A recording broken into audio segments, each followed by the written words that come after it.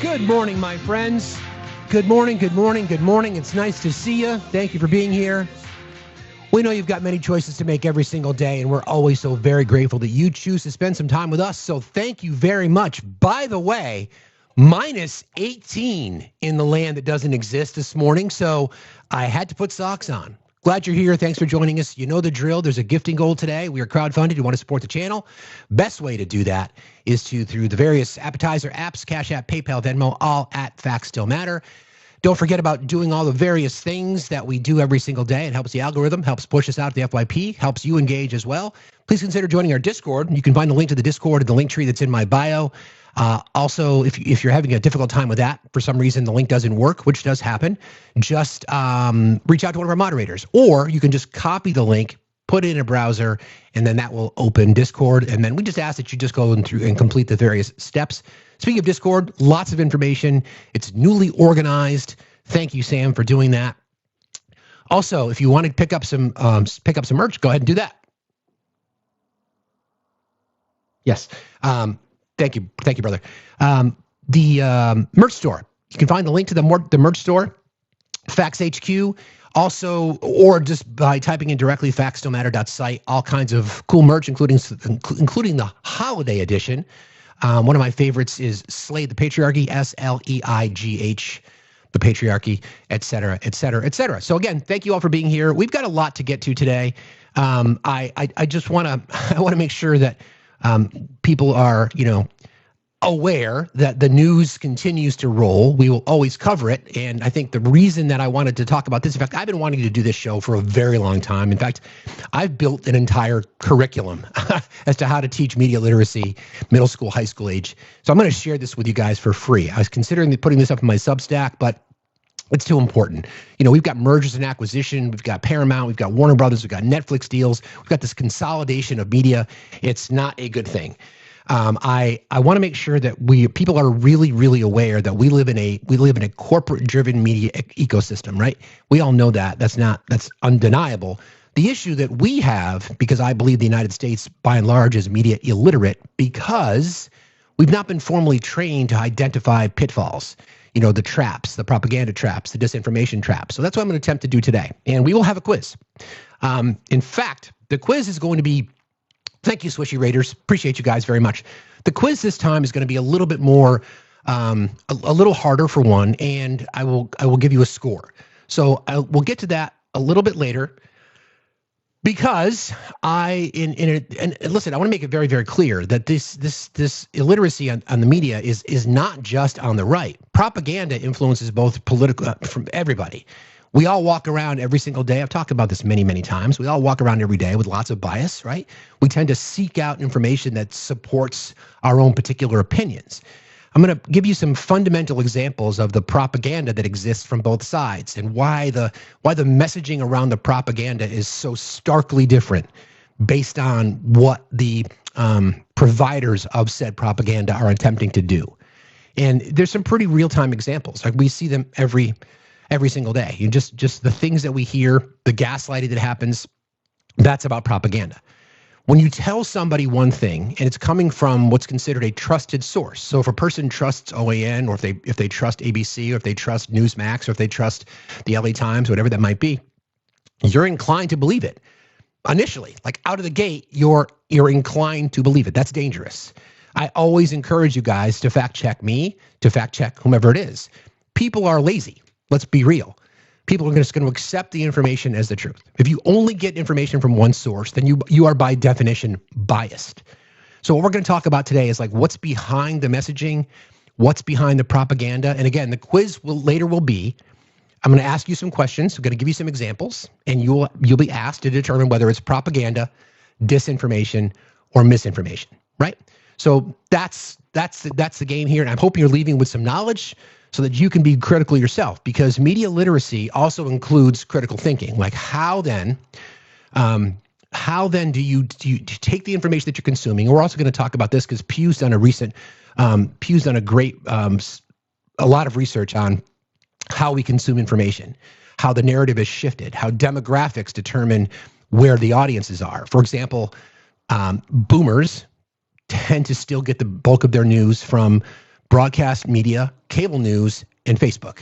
And that's been studied for a very long time. And now that there's numerous options, now there are numerous options, we haven't really seen that break as much.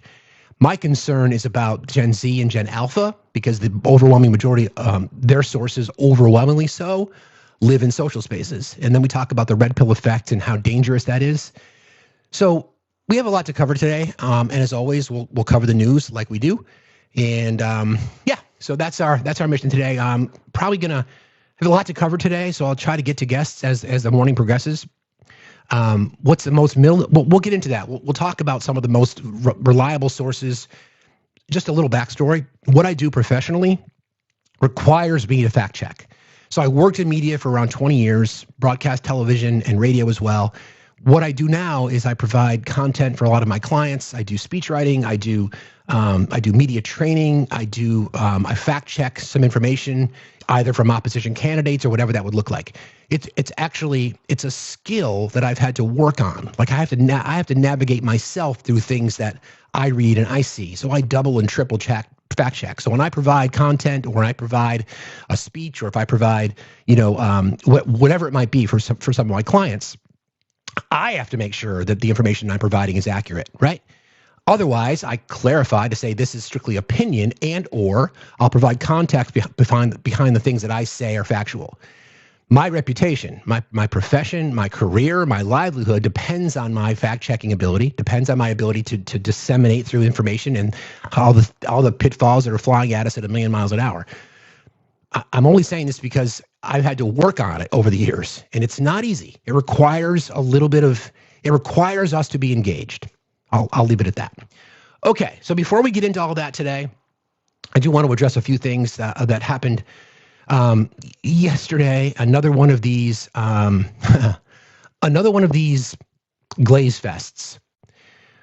These cabinet meetings have become a joke. It's so fucking comical. Ooh, I gotta get it. Okay, it's become so comical, but it's become par for the course in this administration. We know last night was the Kennedy Center honors. I'm not even going to touch on that because I think it's just a shit show. But we have, new reporting now from this farm bill. Let me see if I can find the appropriate sound, because the way I look at this whole thing is that this entire mess regarding the potential bailouts to the farming industry, it's been created by our dear leader. Not just this time, but it happened before. So let me find the right audio to start here. I got a little bit disorganized to start the show today because my dog didn't even want to go outside today because it was minus 18 degrees. Yeah, you heard that right. By the way, when it says minus 18, do I have the picture? I can show you.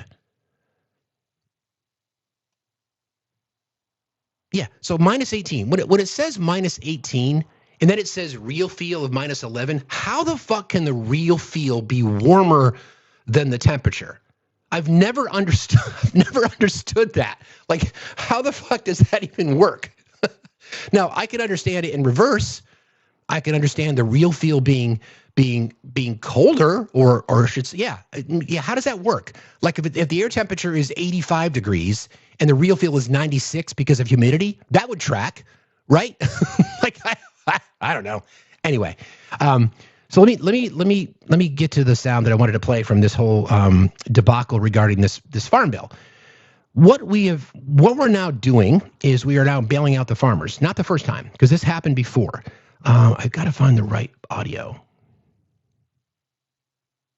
Hang on one second. Sorry, guys. I thought I had this queued up. I guess I didn't.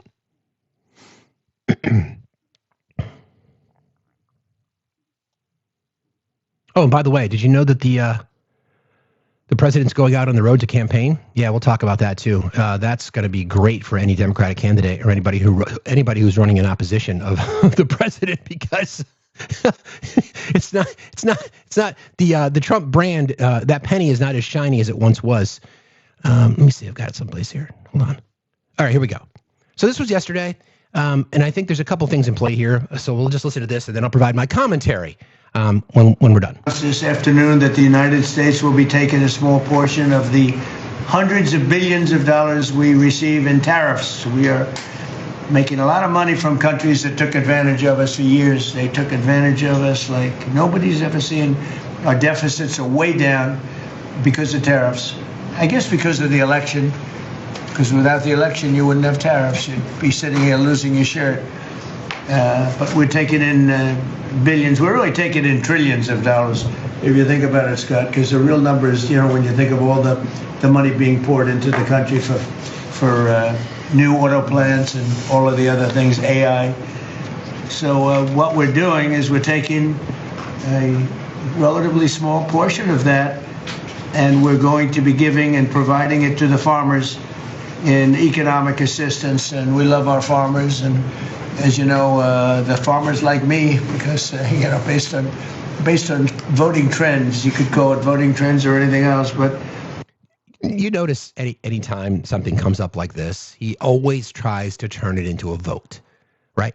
Similarly with the West Virginia National Guard member who lost their life, a few weeks back in D.C., he was asked as to whether or not he was going to attend their funeral, and he said, yeah, West Virginia loves me.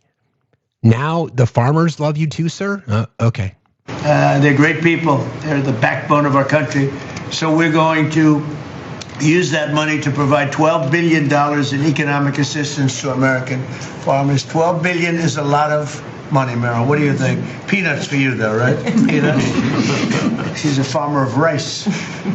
This relief will provide much-needed certainty to farmers as they get this year's harvest to market and look ahead to next year's crops.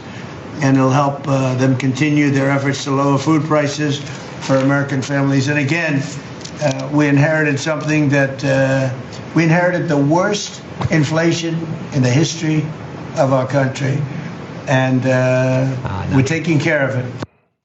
Okay, so where to start? So let's go back in time, shall we? What they're talking about is this $12 billion bailout. And obviously, it's a direct result of the trade war that he started and he's lost.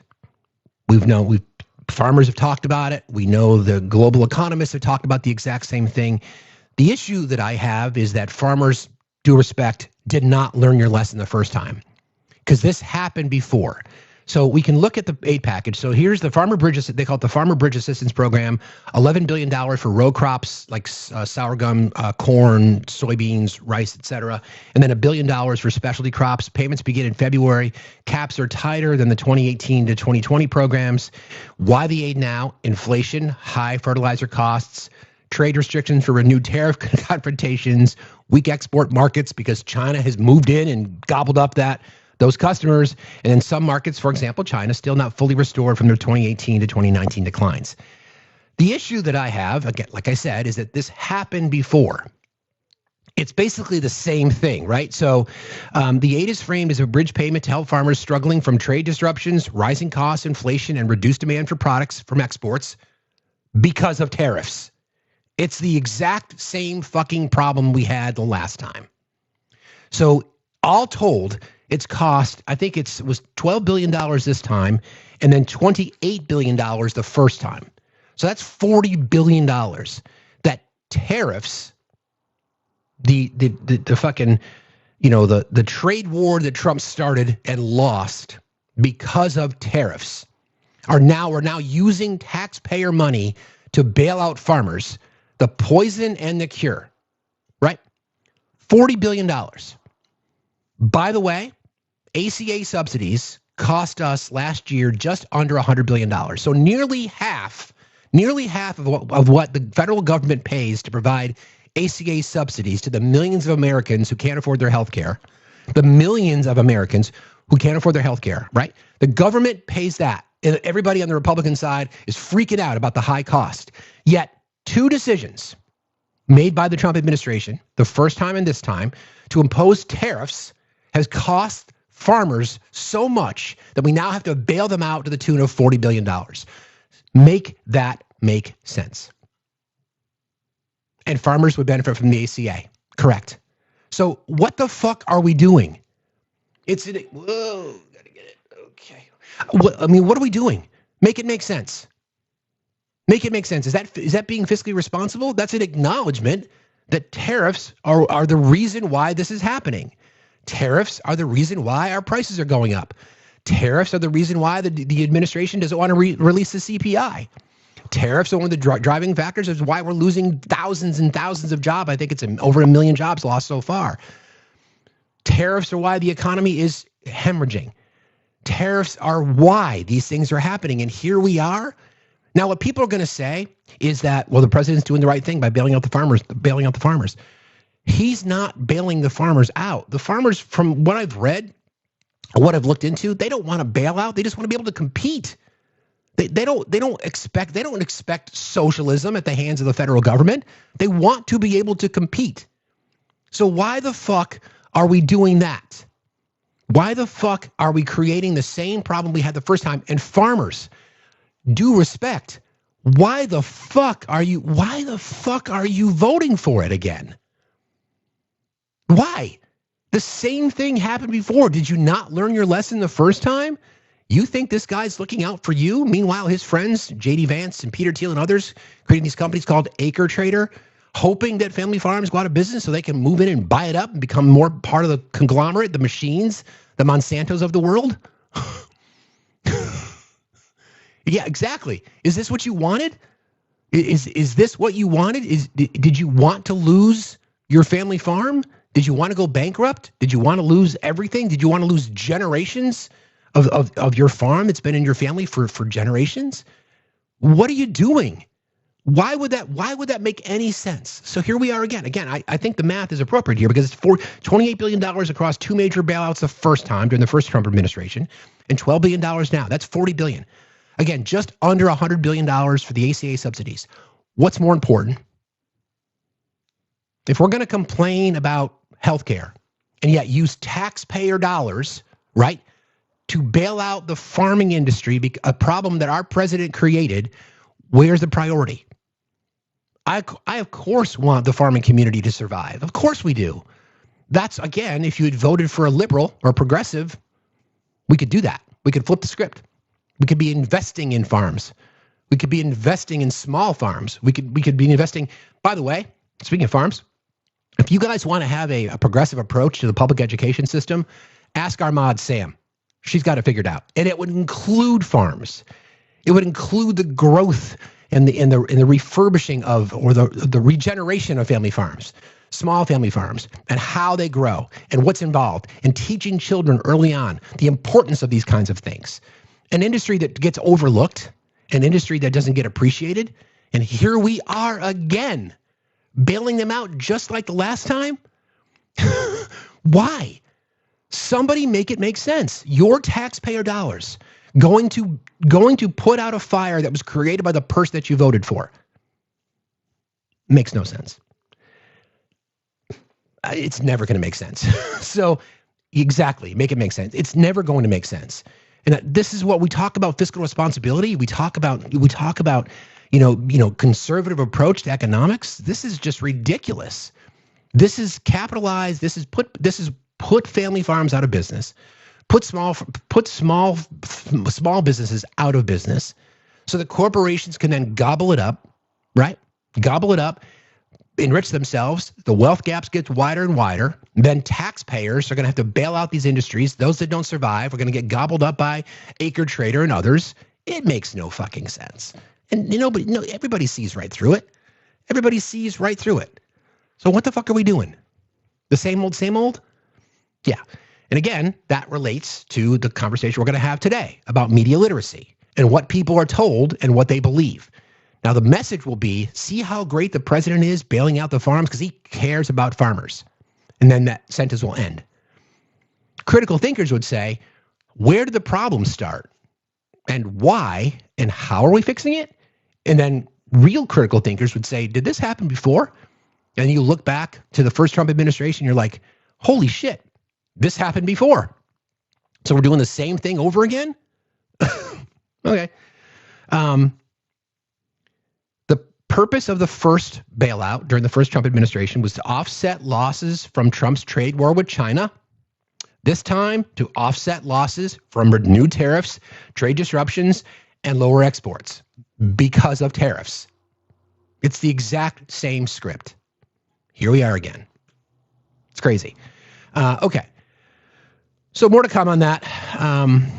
I want to talk. I want to talk a little bit about since I touched on the ACA subsidies. I want to talk about that a little bit because the right is now trying to spin this to say, "Hey, the Democrats put the time limit." Yes, that is true. Here's where media literacy is important, right? Yes, it is true. During budget reconciliation for the Inflation Reduction Act, because the Democrats were able to pass this through budget reconciliation. Reconciliation requires specific costs as it relates to how much it's going to impact the deficit. Now, when you put a price tag on things, you either extend it or you maximize it for a shorter amount of time, right? So that's what they did. So you had to put a timeline, you had to put a date for the end of the ACA subsidies to be able to get it passed through budget reconciliation. So that's why they're ending at the end of this year. So it's not like the Democrats just decided that, hey, we want to end it, and they had no choice because Republicans would not cooperate on the budget. So the Democrats passed it through budget reconciliation. That's how it works, right? It's still the Republicans' fault. In theory, it is. If they had just cooperated, it would have been easier. But I get it. That's politics. I understand. So that's where we kind of sit now. So that's why they're expiring at the end of this year, because it was passed through budget reconciliation. So how do we get past that? We can't. The ball is now in the Republicans' court to extend the ACA. Now, apparently, there's going to be a vote coming from the Senate this week. Mike Johnson's made it very, very clear. I'm sorry. My bitch boy has made it very, very clear that he's not going to hold a vote. I don't know what that looks like. I don't know how you could not hold a vote on something like that. Now, from the political spin machine, what I would do is I would introduce legislation that Democrats are not going to pass, or not going to vote for, and then you can blame them. That's politics. They're not going to do anything. So this goes back to the shutdown. Again, I'm not going to come up here and say I told you so, but I think it was a really good strategic move to allow the government to reopen again. We've not lost momentum. The blame is still on the Republicans. The blame is still, you can see it in election results. You can see it in returns. You can see it in polling. The blame still sits squarely with the Republicans, and now they own it. So when America's healthcare costs goes up, yours truly included, actually all of us, because all of our premiums are going up. So for people who don't understand the way the system works, because what's happening right now is corporations are making decisions based on the healthcare programs that they want to offer their employees next year, right? That's locked in. Okay. So when the calendar flips, you will start contributing more from your paycheck because premiums go up every single year. That happens. They're going to make their money. The for-profit healthcare system is going to make its money no matter what. So the costs will go up across the board. And when subsidies or a change to the healthcare system is passed, those prices are not going to go down. They are locked in stone for the year. Okay?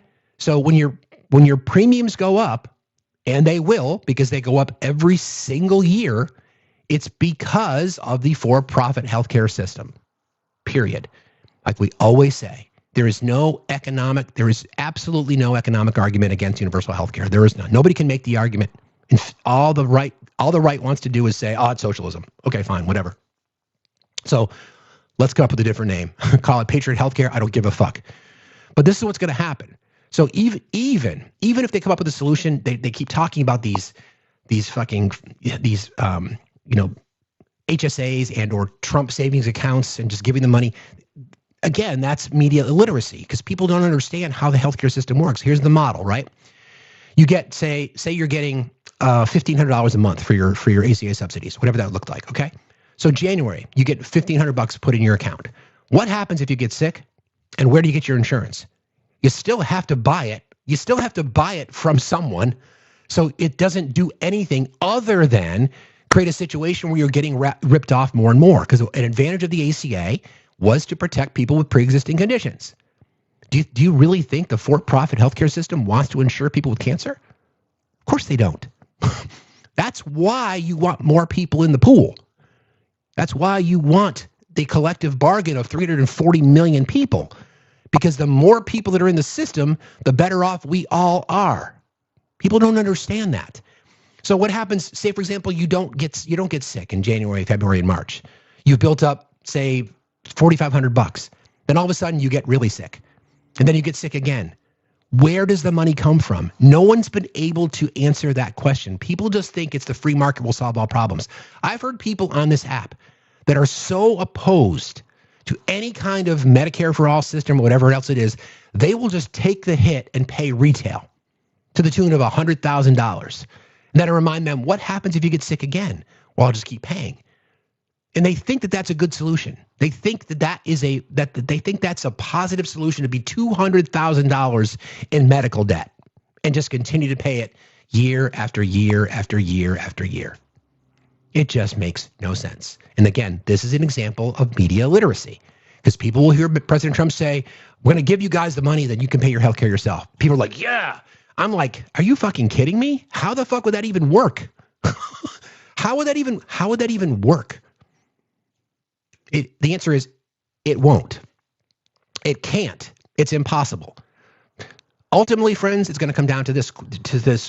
It's really simple. Do you trust the for-profit healthcare system, or do you trust the government? Now, I know people are inclined, based on their biases, to say, I can't trust the government. So then that leaves you with one choice. You either just go it alone with no insurance. By the way, you making that decision to go it alone with no insurance drives up everybody else's costs. So thank you for being fucking selfish. It can't be neither. It can't be neither, you guys. It can't be neither. The solution has to come from a single payer Medicare for all model. It can work. Stop being afraid of it. Okay? Please stop being afraid of it. You don't need to be afraid of it. What you need to be thinking about is, do I want affordable health care? And what's the best way to get it? Okay? It can't be neither. It has to be one or the other. Do you want the for-profit model, again, a for-profit healthcare system that is driving everybody's costs up? Or do you want a situation where you don't have to worry about where you work? You don't have to worry about going to the hospital. Yes, your taxes go up, but you save so much freaking money. I've spent so much time trying to convince people of this, and I got to figure out a better way. Because when I go on the road for the Do Something tour, I need to have that message nailed down. Do you want affordable health care? Yes. Do you care where that affordable health care comes from? No. Awesome. Vote for universal health care. Anyway. Okay. Let's get into a little bit more. There's some other news connected to the Jeffrey situation. There's reporting. I'll play this sound from Katty K.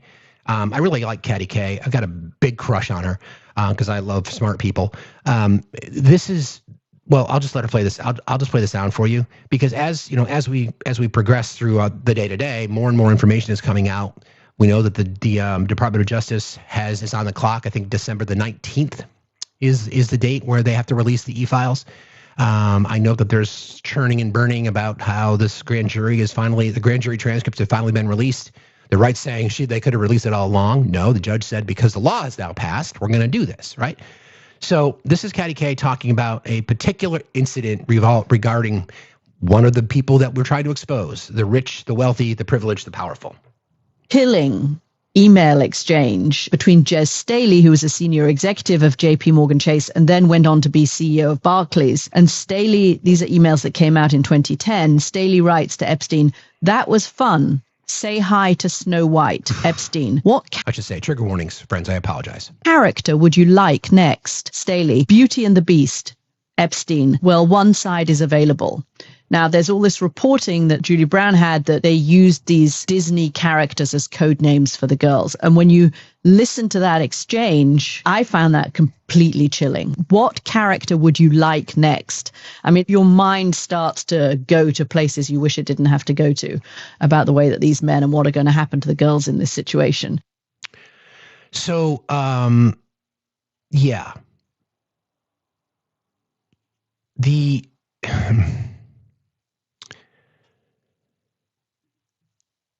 What she's discussing is Jez Staley, who was a Barclays CEO.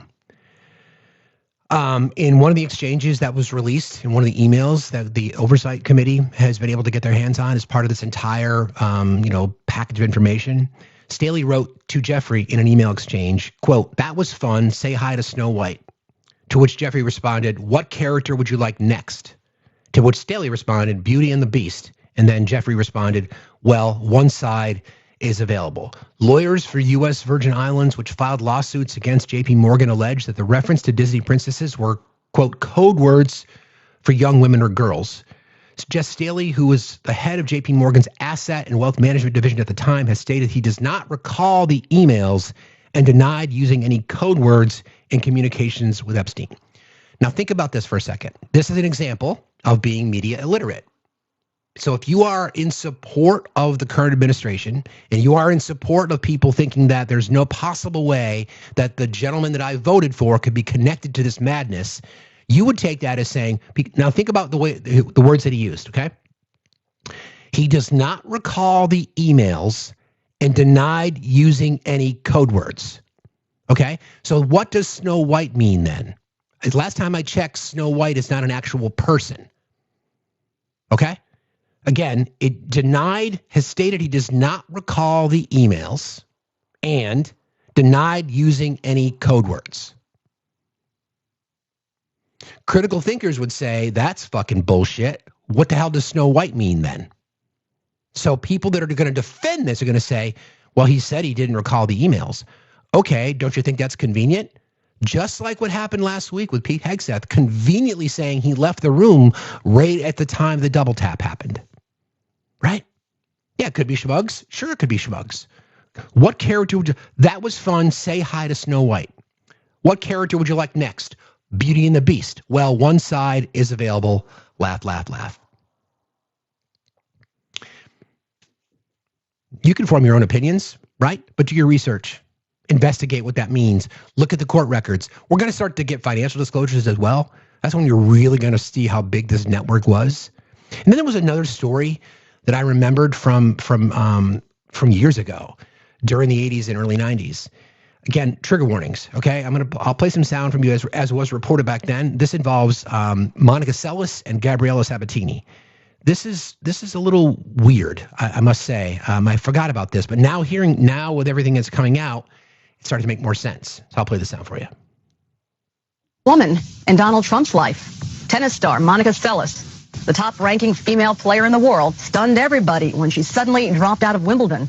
Now she turned up at the Trump mansion in Florida. Rosanna Scotto reports.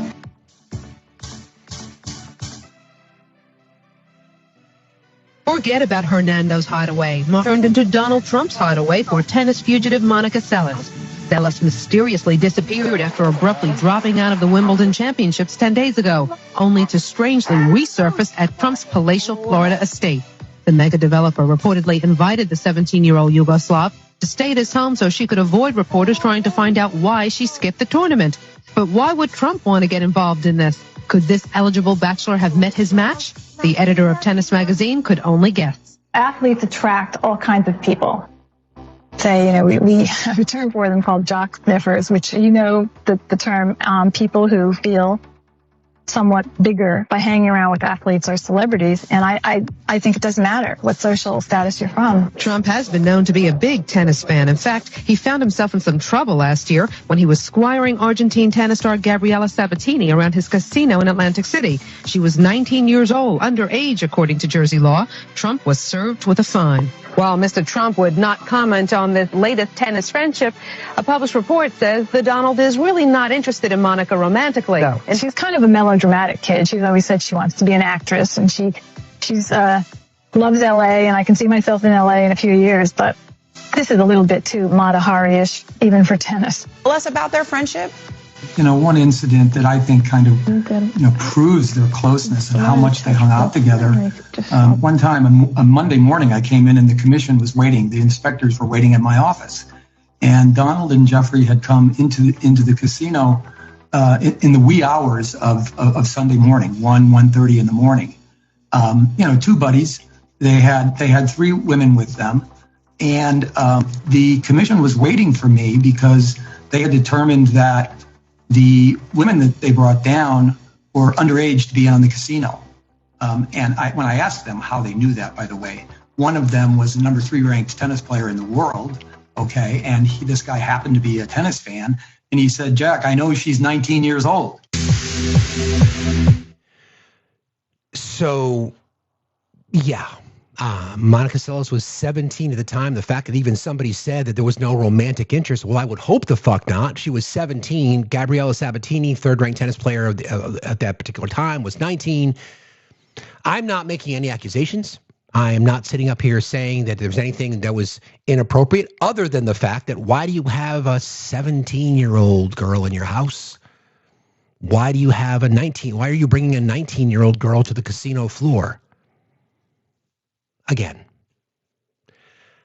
Trump was in his, 40s? I think somebody just said that Trump was in his 40s at the time, 40, 45. Do you think it's appropriate? If you have a 17 or 19-year-old daughter, would you want her palling around with a 44 or 45-year-old man? I would hope the fuck not. I would hope the fuck not. So do you want to, again, for the topic of today's show, from a media bias perspective, do you choose to believe that coverage, or do you say there's nothing to see here, right? Is it appropriate for a 45-year-old man to be palling around with a 17-year-old girl? Is it appropriate for a 40 to 45-year-old man to be bringing a 19-year-old girl into a casino? The answer is no. The answer is absolutely not. And I'm glad I found that little bit of sound, because I remembered that. I was like, wasn't there some story about Monica Seles? And yeah. So again, I am not making any accusations. I am just saying this is what we know. This is what happened. This is just really, really strange and really, really weird. Yeah, you're right, Cole. There are too many nothing to see here. That's a great way to put it. Too many of those. Nothing to see here. It's just fake news. It's a witch hunt. Blah, blah, blah. Okay, sure. No problem. You keep believing that. All right, let's do a little bit more follow up on what's happening with Pete Kegsbreath. There's a lot more churning and burning right within the administration about who's going to get fired. There's all kinds of talks about Kristi Noem being the one that's going to get let go first, because she's just got she's under a lot of pressure. Here's the sound, right? I'll play this for you. She was questioned about this yesterday. Possibly considering replacing you? Hang on one sec.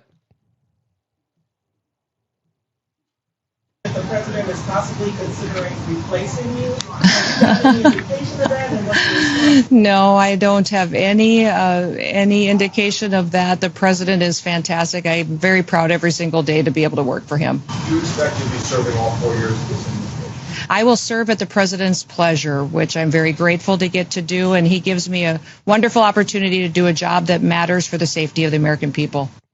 She's under a lot of heat because she pals around with Corey Lewandowski, and nobody likes Corey Lewandowski, and they're talking about how she's misusing funds, how she's upside down in her budget, and we know that Donald Trump does not want to take the blame for anything.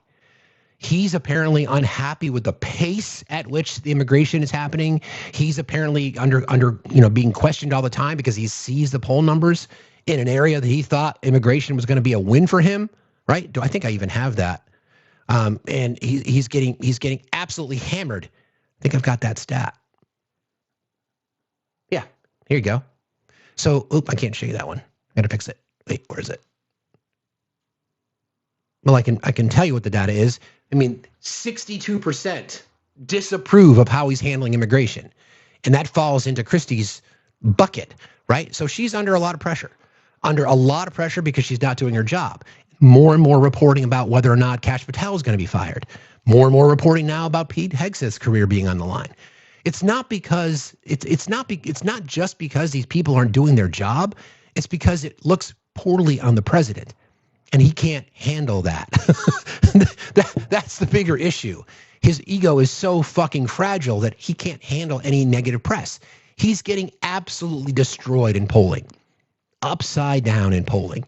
It doesn't matter what you look at. It doesn't matter what measurement, whether it be the economy, immigration, general overall job performance, foreign affairs. He's getting absolutely hammered, and he will never take the blame himself. He will find somebody else to blame, and it could be Christie. So the lottery game that we're going to play is who's going to get the axe first. And I change my mind every single day.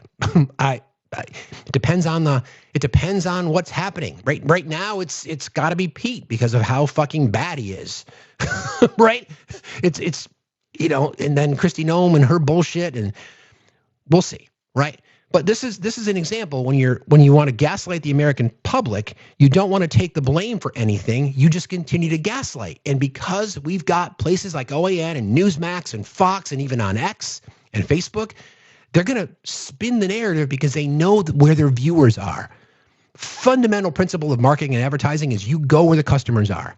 So the right knows, or the political machine that is the GOP and the MAGA movement, they know that their viewers, their followers, their listeners spend a lot of time here and a lot of time here and a lot of time here.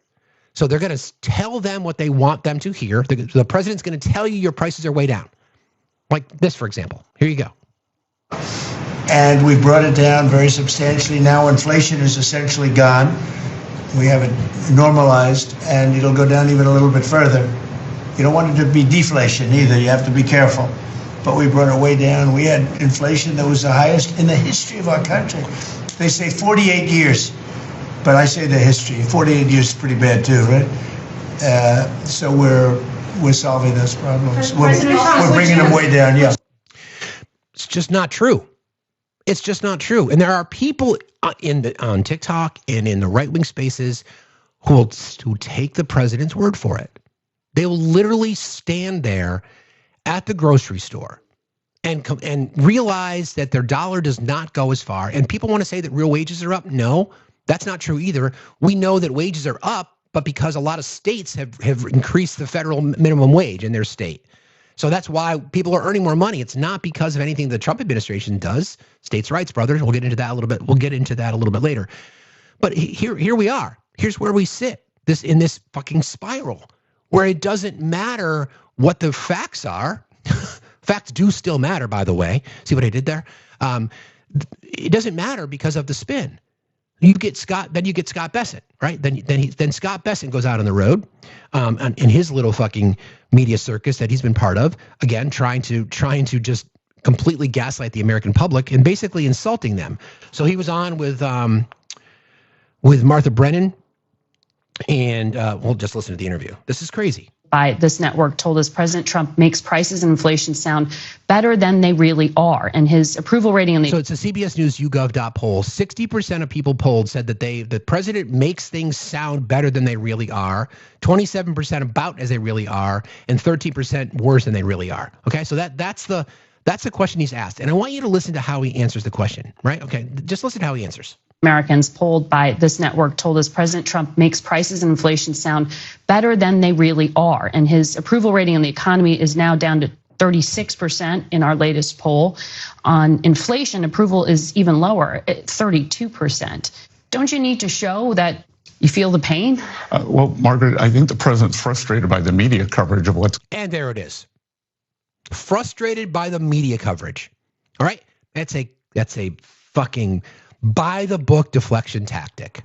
Not address the issue, not address the fact that inflation is going up, not address the fact that Americans are complaining about it, not address the fact that people are like, you promised me the price were going to come down. No, it's the media.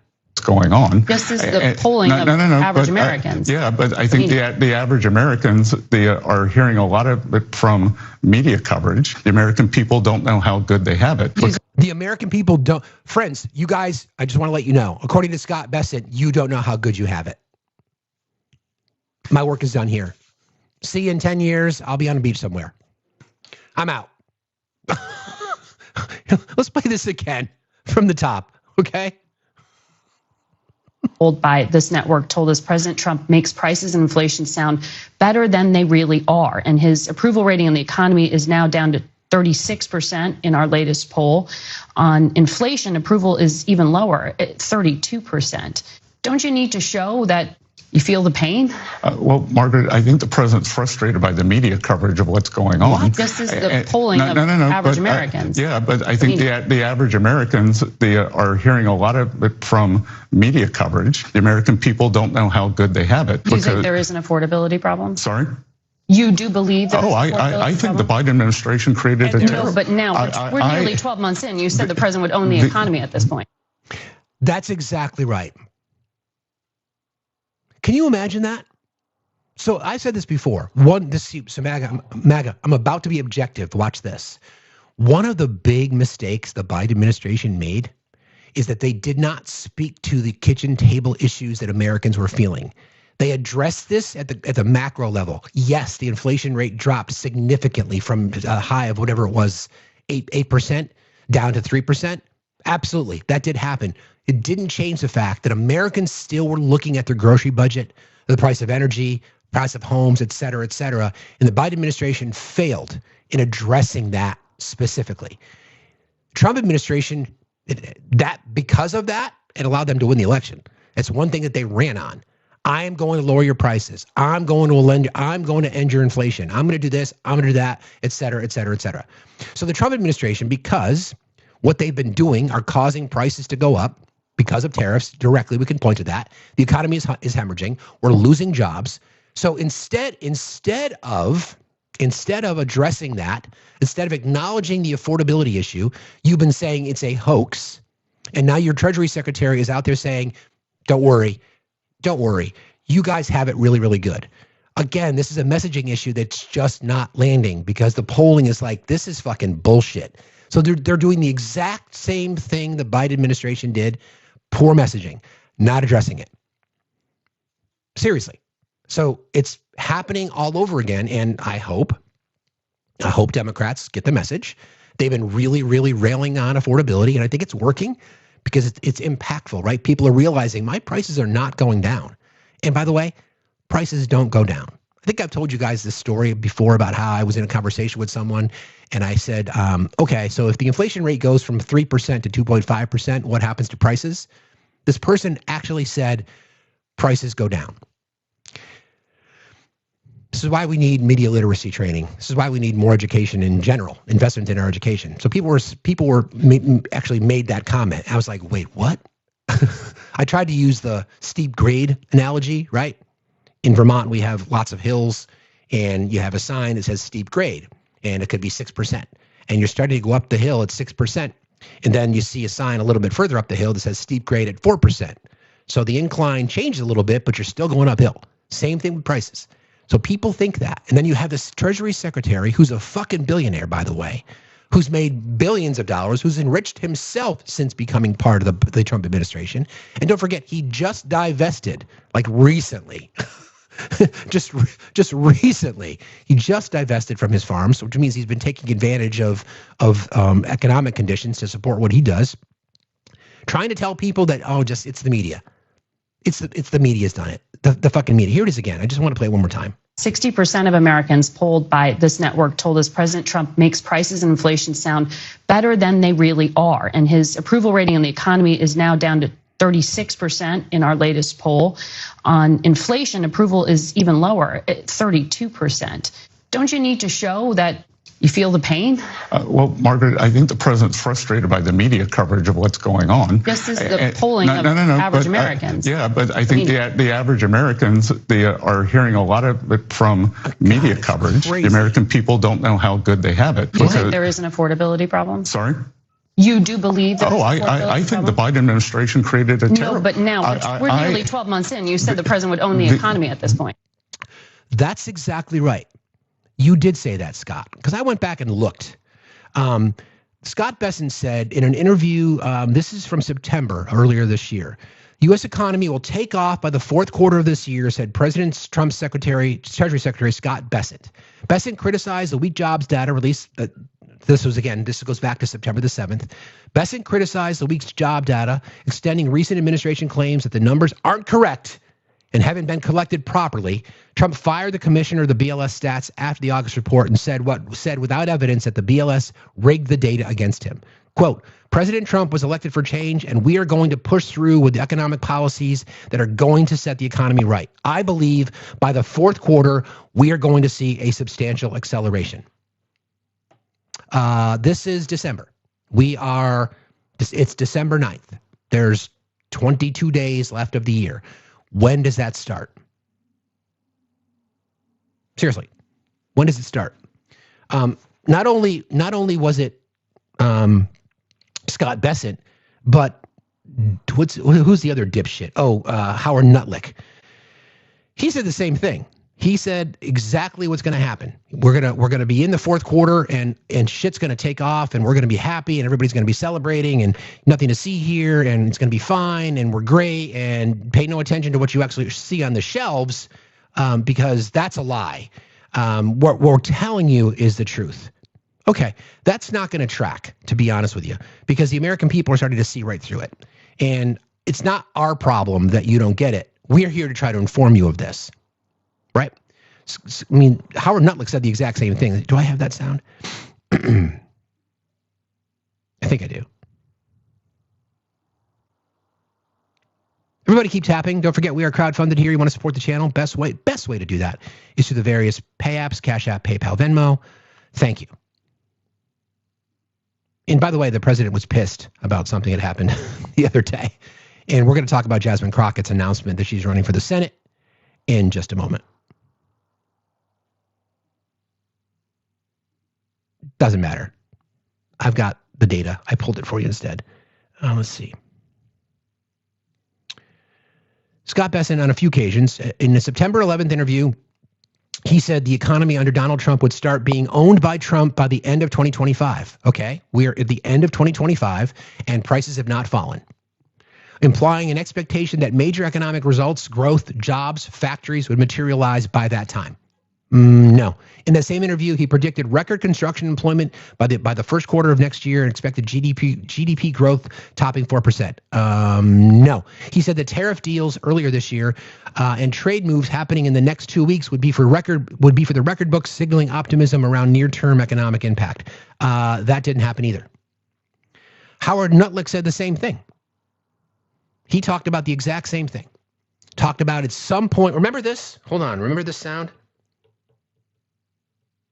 Do I have this? I don't know if I have this anymore. The good parts of the Trump economy, or the good parts are his, the bad parts are Biden. Let's see. Do I have that one?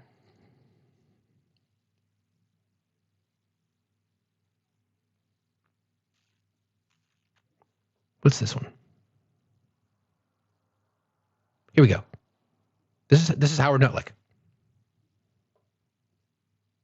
Mr. Secretary, it's good to have you. Great to see you.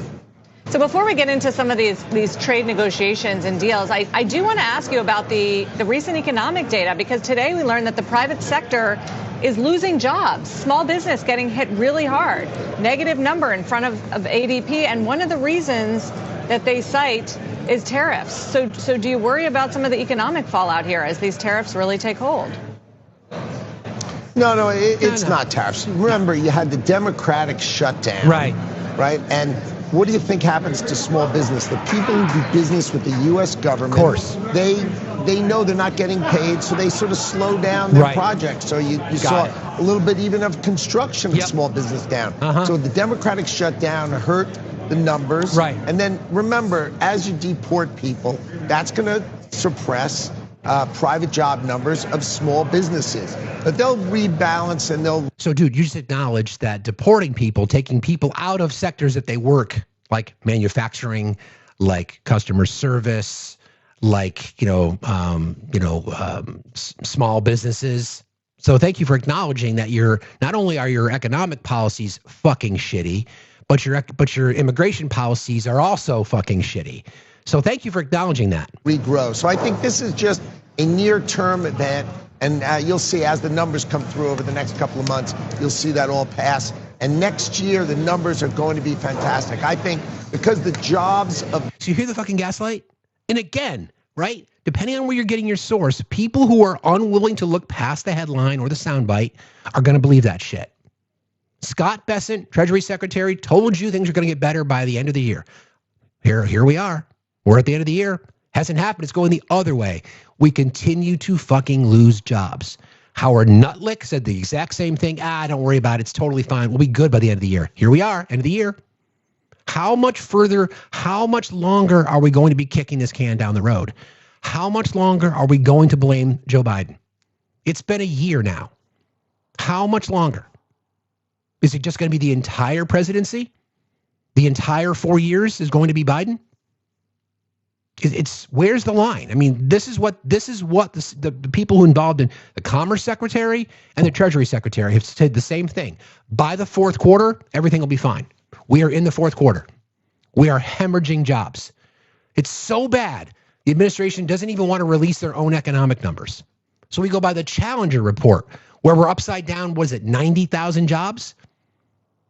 We know the inflation rate's going up. We know that energy costs are not coming down. We know that job layoffs are happening across the board. All these kinds of things, right? All these kinds of things are happening in front of us. See, look, this is what I'm talking about. Look at this guy. Look at this guy. Friend, do you understand, like, for you to take the time it took to type that comment, you could have gone and learned something. Instead, you're sitting in your tidy whities with your skid marks in mom's basement, complaining or writing something stupid like that.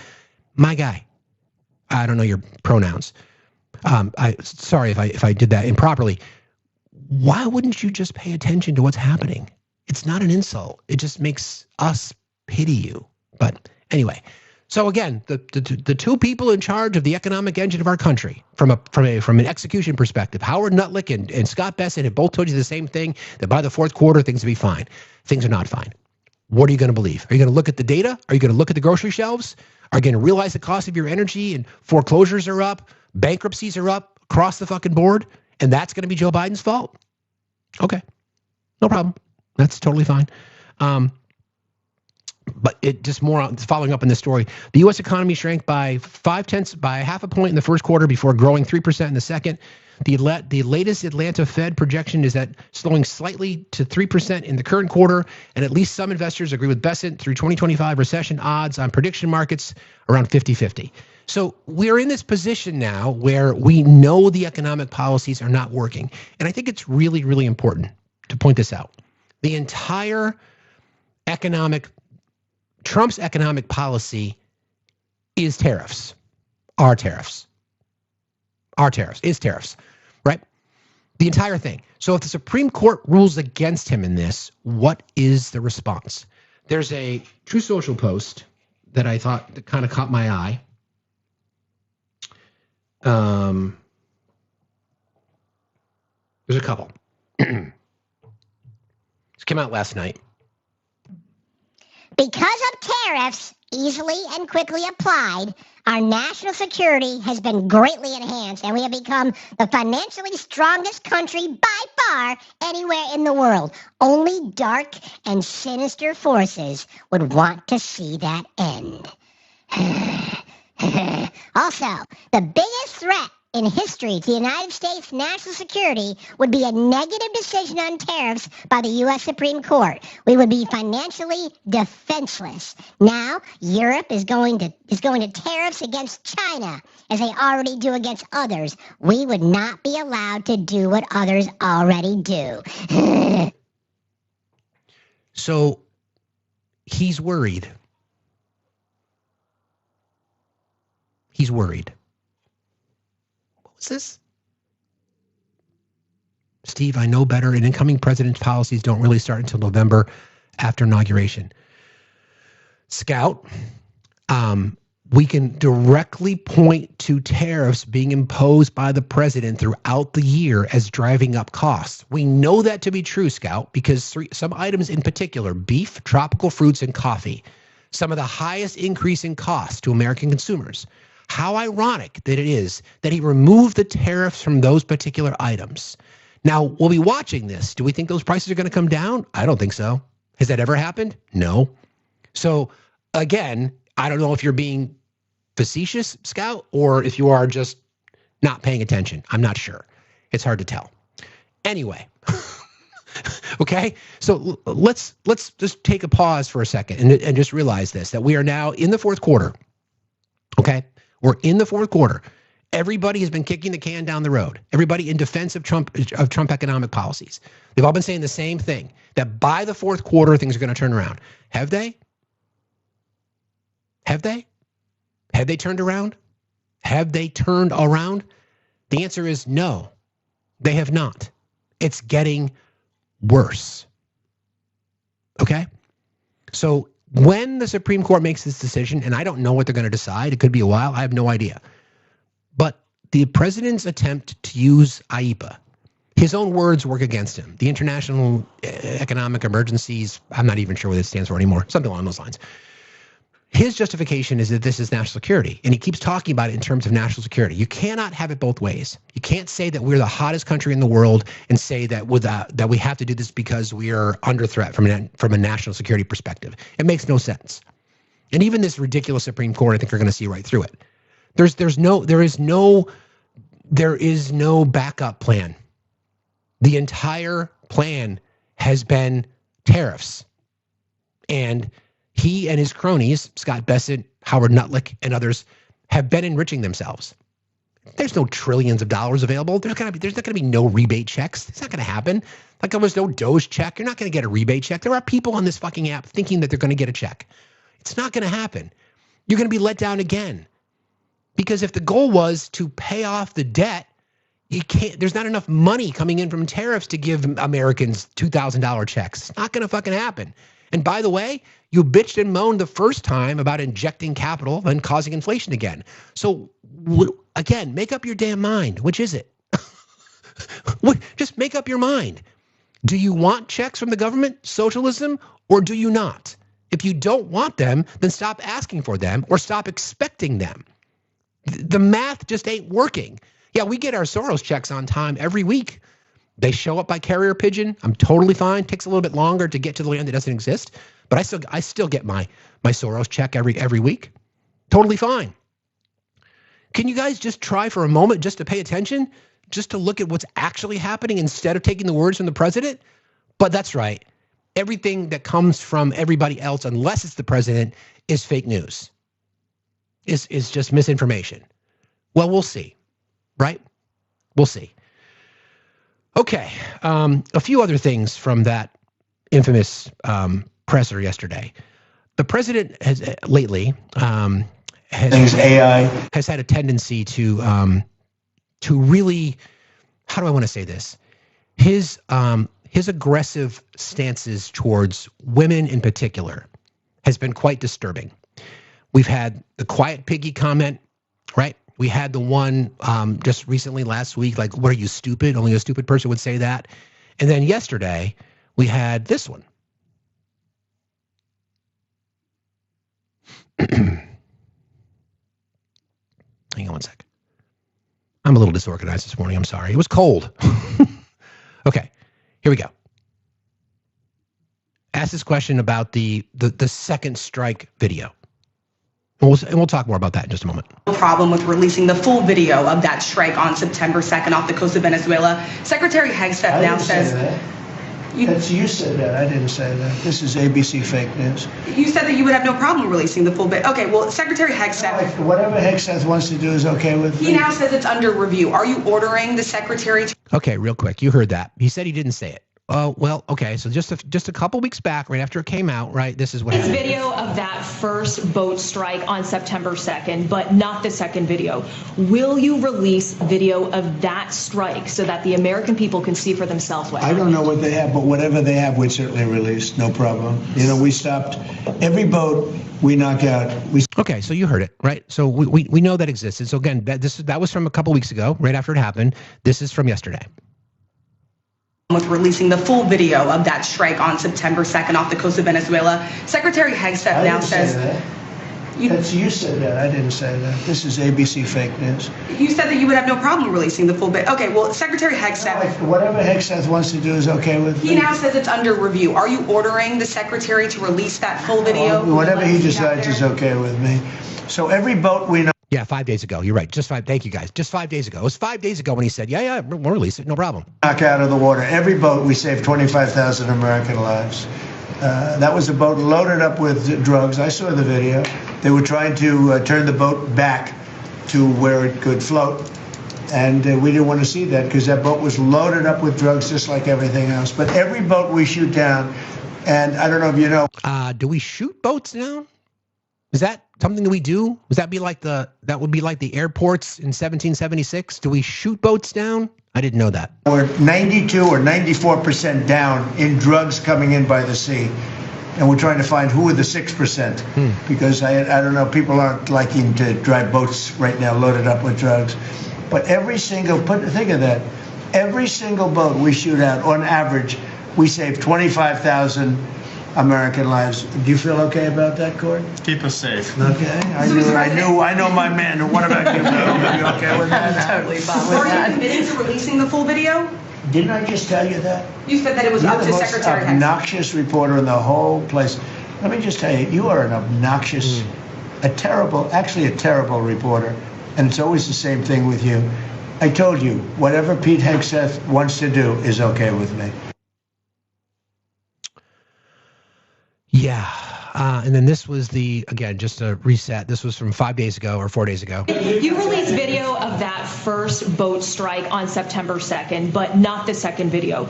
Will you release video of that strike so that the American people can see for themselves what I don't know what they have, but whatever they have, we certainly release. No problem. You know, we stopped every boat we knock out. We save 25,000 American lives. That's right. And if you look at our numbers, the drugs coming in through sea are down 91%.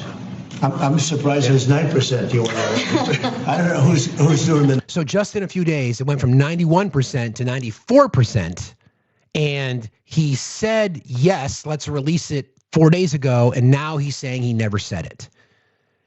So, MAGA, anybody want to defend that? And this is what we'll get, right? You'll get from the right, it's just semantics. It's no big deal. He got his dates wrong. Well, he didn't, what he actually said was, or what he meant was, or you took it out of context. So you're not going to get that, the back-to-back audio played, right? You're not going to get the contradictions played in their right-wing spaces. You may not even get it on mainstream. You get it here, okay? So then there's a little bit more. Let's go back. This is Pete Hegseth now. He was being interviewed. This was at the Reagan National Defense Forum that he's speaking at. Okay, here you go. This is Pete. The American people safer in the process. So, Mr. Secretary, you will be releasing that full video. We are reviewing it right now. Is that a yes or no? That is, the most important thing to me are the ongoing operations in the Caribbean with our folks that use bespoke capabilities, techniques, procedures in the process. I'm way more interested in protecting that than anything else. So reviewing the process, and we'll see. Reviewing the process.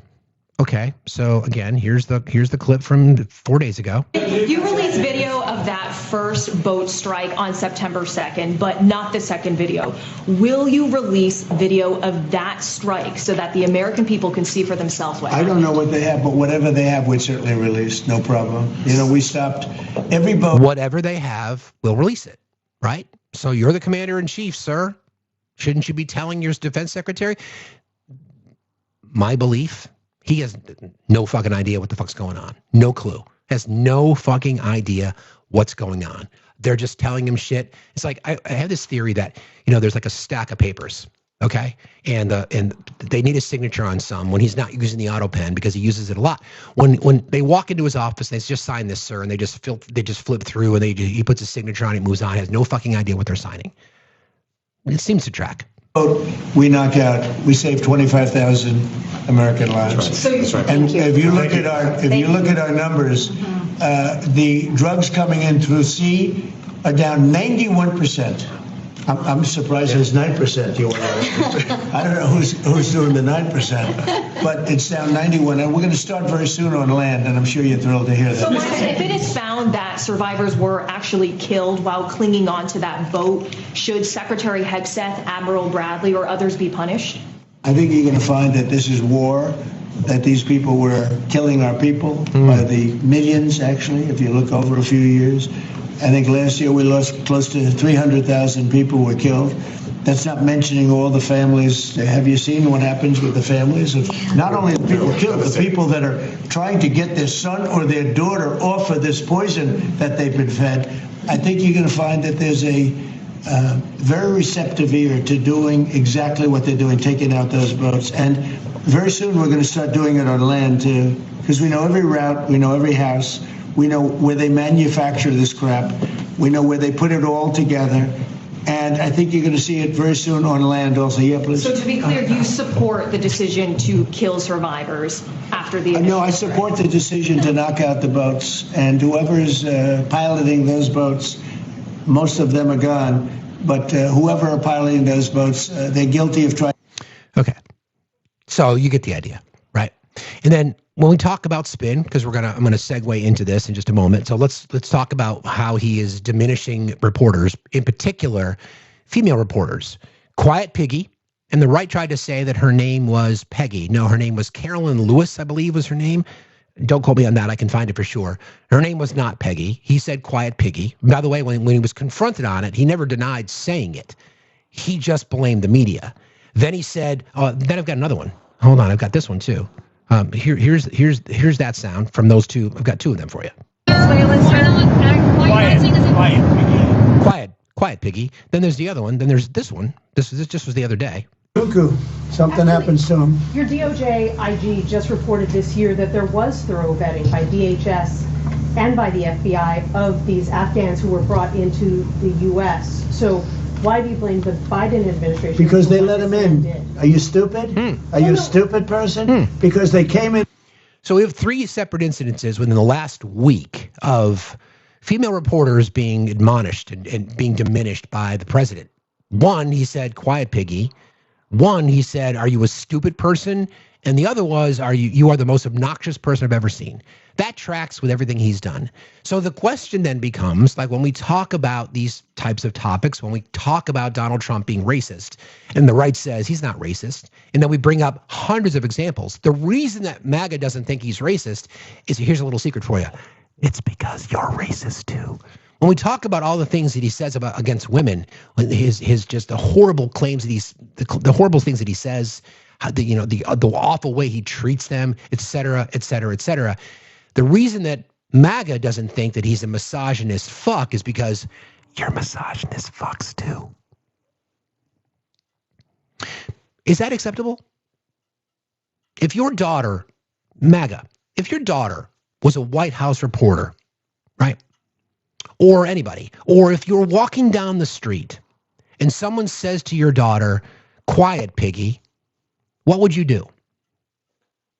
Hold on, I'm gonna fix this. My phone's dying. There we are. My apologies. Most of you tough guys would say, oh, you'd beat his ass. There wouldn't need to be a trial. But yet you vote for this. You vote for it. Where is the line, right? We talk about these things all the time. Where is the fucking line? I try to make it personal. If your daughter came home crying, sobbing because she was just sexually assaulted by some guy, would you believe her? Most of you say no. Most of you just refuse to answer the question. So again, make it personal. Imagine if it happened to you. Imagine if you were watching, you were so proud of your daughter. She makes it to the press room, or she's in the Oval Office, or she's in the White House and she's questioning the president. And your daughter, you voted for Trump, you're a hardcore Trumper, and the president says to your daughter, Quiet Piggy. What would your reaction be? Would you say, well, what did you say to him to upset him? Would you, when the reporter says, or when he says, are you a stupid person? Would your answer then again be the same thing? Well, that was kind of a weird question. Why would you ask him that? Or if your daughter was told that she's the most obnoxious person that he's ever seen, would you again say, well, maybe you were pressing him a little bit too hard? Or would you be like, that's fucking bullshit. You have your energy. You have your energy to want to beat their ass, but yeah, you'll vote for it. You vote for it, right? You will try to find some way around it. This is why we talk about this stuff. This is why we call it out. This is why we're the ones here, people on the left that you despise so much. We're the ones that are saying, listen, we don't want your daughter to be treated like that. We think it's horrible. I said this yesterday. I want the most hardcore MAGA there is, the most filthy, disgusting, horrible person in our country that supports Donald Trump. I want you to have health care. That's how important it is to me. I want you to have health care. I want your family to not struggle. I want your family to be respected by the work that they do. I don't want you to be struggling every single day. I don't want you to have to worry about food. I don't want you to have to worry about shelter, water, clean air. That is a fundamental difference between me and you, between us, people on the left, people who care ideologically about those kinds of things, and people on the right. And a lot of it has to do with our media ecosphere because of the way messages filter. No, Rhea, I think at the end of the day, I think you would feel the same way. Because I know, because you can't have universal health care unless everybody has it. That's why we advocate for it. We want everybody to have it. Because I firmly believe in the old adage about all boats rise. The better we are, the better we all are, the better we all are. How, again, could you accept that? Is it okay? Is it okay? Is it okay is it okay with you that the president does what he says, does what he does and says what he says about women? These are the things they talk about when they look at his cognitive decline. They talk about how you lose self-control as you age, right?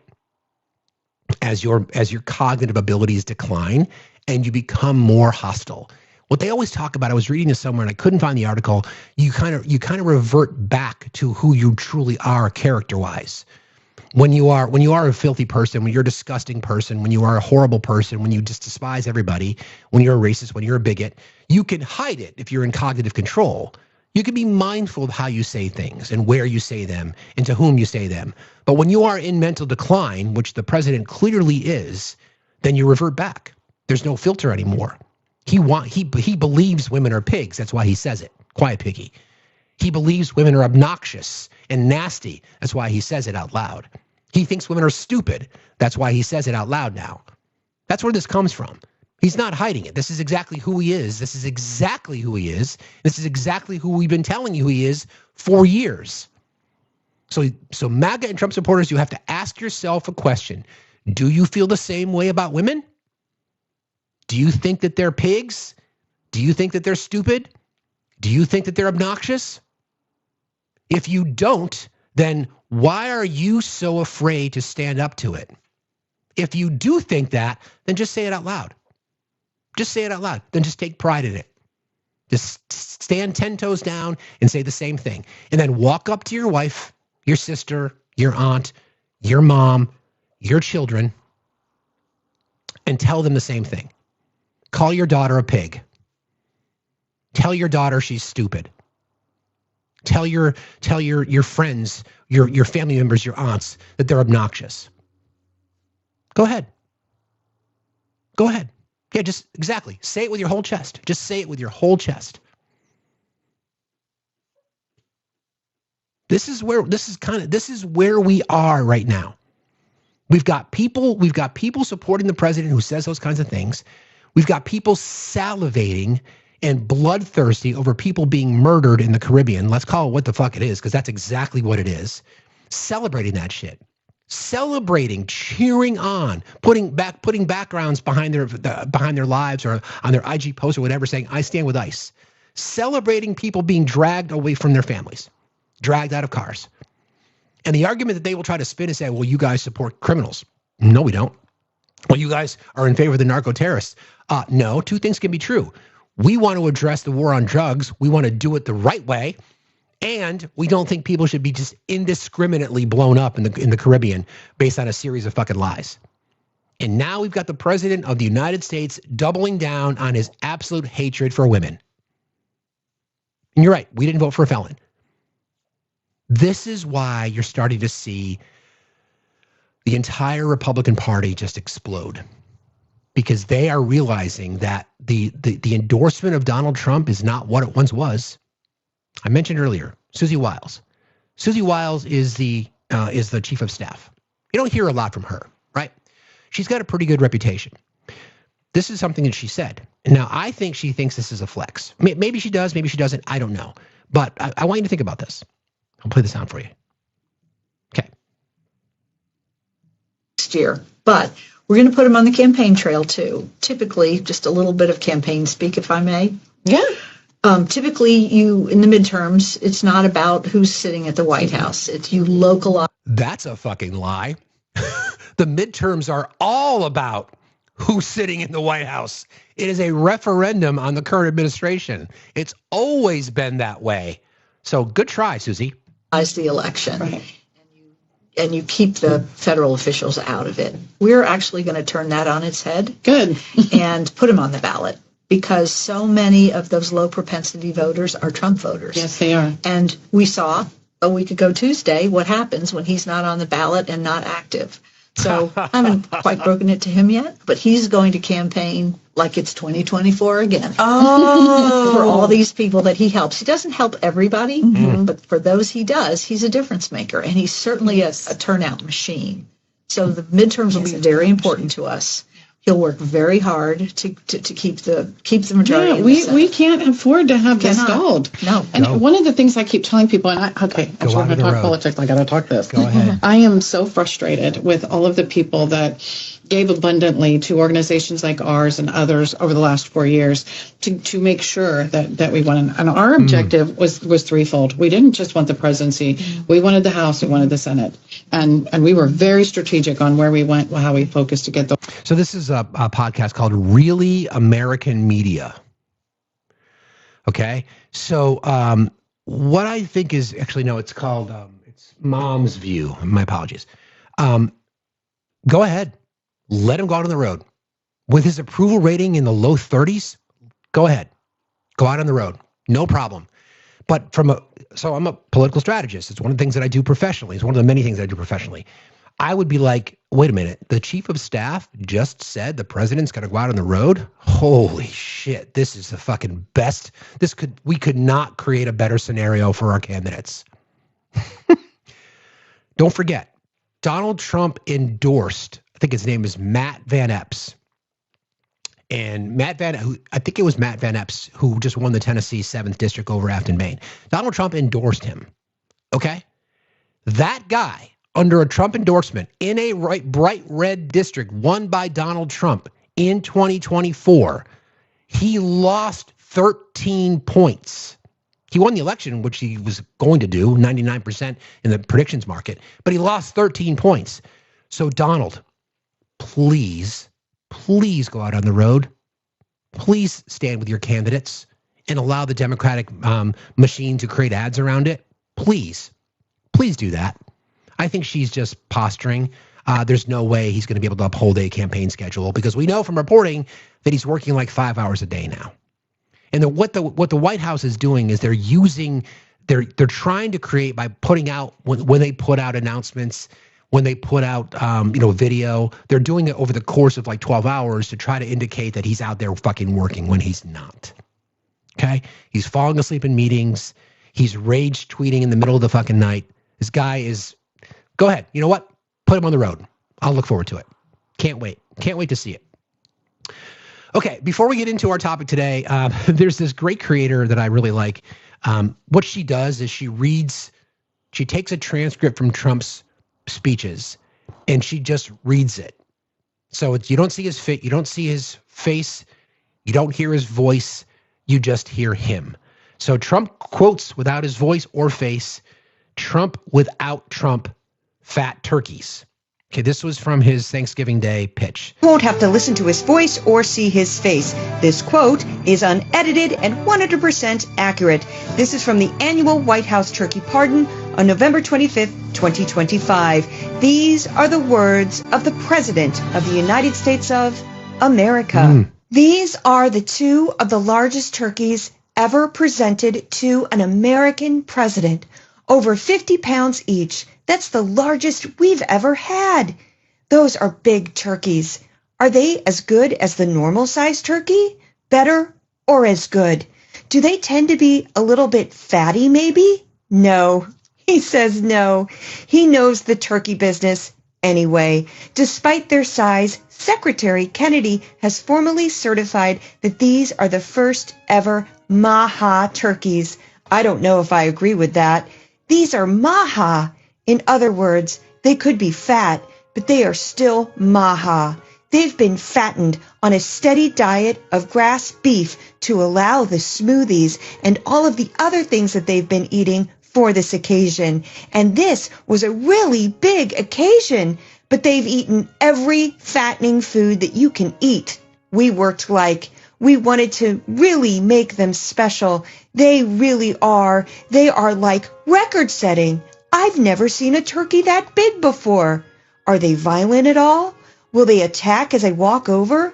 Because if they were, I'll stay right up here. But as you know, we're a tough on crime administration. We are tough on crime. You know, our border had 0 people coming in for the last 7 months. Right. 0. I mean, even I find that hard to believe. They had millions and millions of people pour into our border from prisons, from mental institutions, gang members, drug dealers. They poured into our country like we were stupid people. We're not stupid people anymore. Donald J. Trump.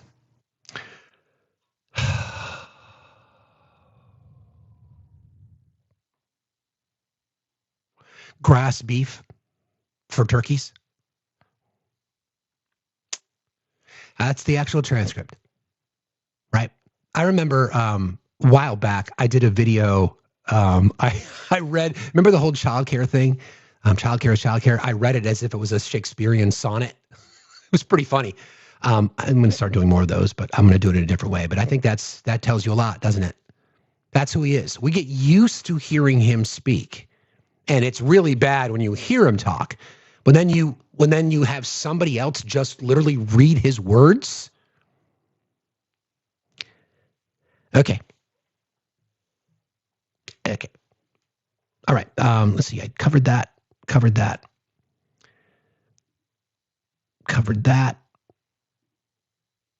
Talked about Pete Kegsbreath. So just a little bit more on the whole situation with the war crimes. The assistant manager to the assistant manager of war crimes. Again, the spin, right?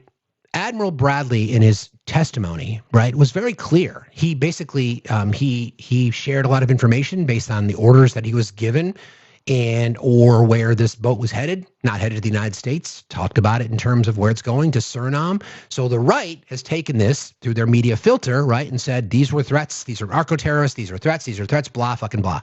A senior U.S. military commander has contradicted President Trump's claims that a Venezuelan smuggling vessel targeted by U.S. forces was heading toward the U.S. amid mounting scrutiny over the legality of the strikes. Admiral Bradley, who oversaw the operation, told U.S. lawmakers that the vessel struck by American forces was instead traveling towards Suriname, not the U.S., directly opposing repeated assertions made by the president and by U.S. Secretary of War Pete Hegseth. The strike reportedly resulted in 11 casualties, forming part of a broader campaign that has seen the approximately 86 people lose their lives across 22 U.S. strikes this year, according to official figures. Despite acknowledging that the boat was not U.S. bound, Admiral Bradley argued that vessels traveling towards Suriname often continue onward to Europe and could eventually pose a threat to U.S. interests, a justification offered for the strike. In a post on Truth Social, President Trump previously stated the targeted individuals were narco-terrorists operating in international waters and transporting illegal schmugs to the U.S. Secretary Kegsbreath has similarly defended the strikes as necessary to halt narco trafficking on its way to the U.S. However, details emerging from congressional briefings have raised serious concerns. According to a report cited by NBC and by CNN, survivors of the initial strike were seen clinging to wreckage for approximately 40 minutes, waving. Actions interpreted by lawmakers as signals of surrender. Quote, the video showed shipwrecked individuals with no ability to flee or pose a threat, yet that they were unalived by the United States military, Democratic Rep. Jim Himes and Adam Smith said following the briefing. Further reports by the Washington Post allege that a directive was issued to kill all individuals aboard the vessel, a claim the Pentagon has not formally confirmed. Sec Hegseth has attributed the second strike to the fog of war, citing chaotic conditions during combat operations. So the question that we again ask our friends on the right, MAGA, do you want to believe a highly decorated naval officer, Admiral Bradley, you claim to support active duty, you claim to support veterans, you claim to support our troops. Do you want to believe him that this ship was not heading to the U.S., it was heading to Suriname based on intelligence. Do you want to believe him or do you want to believe Pete and the president? Because you can't have it both ways. It's one or the other. Either those ships were heading directly to the United States or they were not. And by the way, even the president now acknowledging that these boats were fucking capsized. Capsized means flipped over.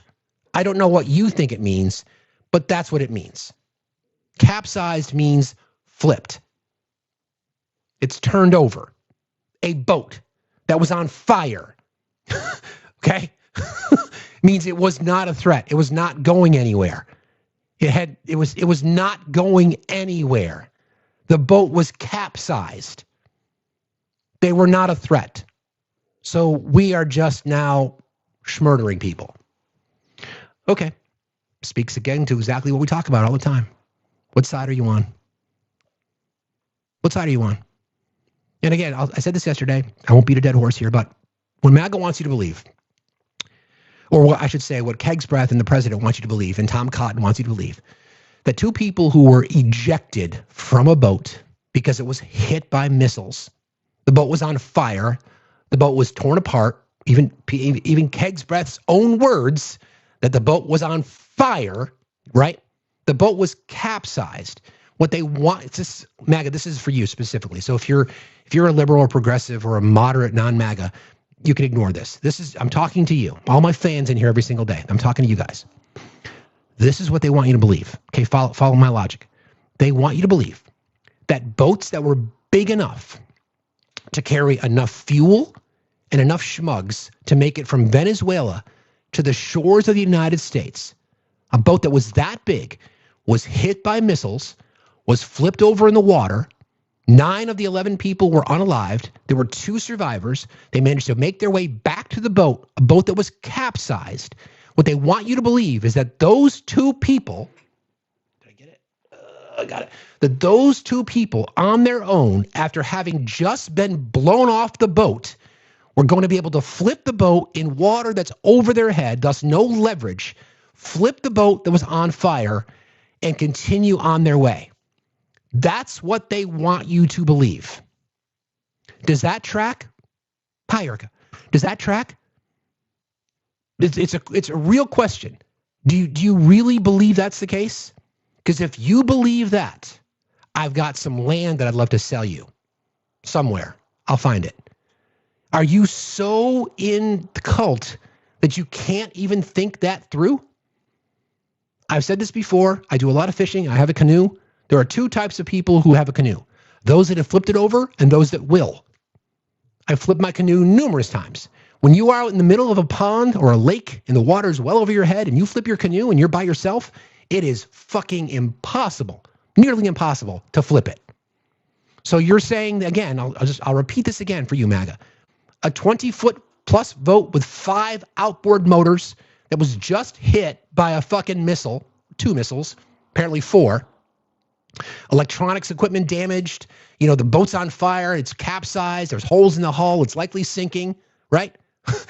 And 2 people who are standing on it, taking their shirt off and waving it around potentially, those 2 people in water that's well over their head with waves in the middle of the ocean are going to flip that boat over and continue on their way.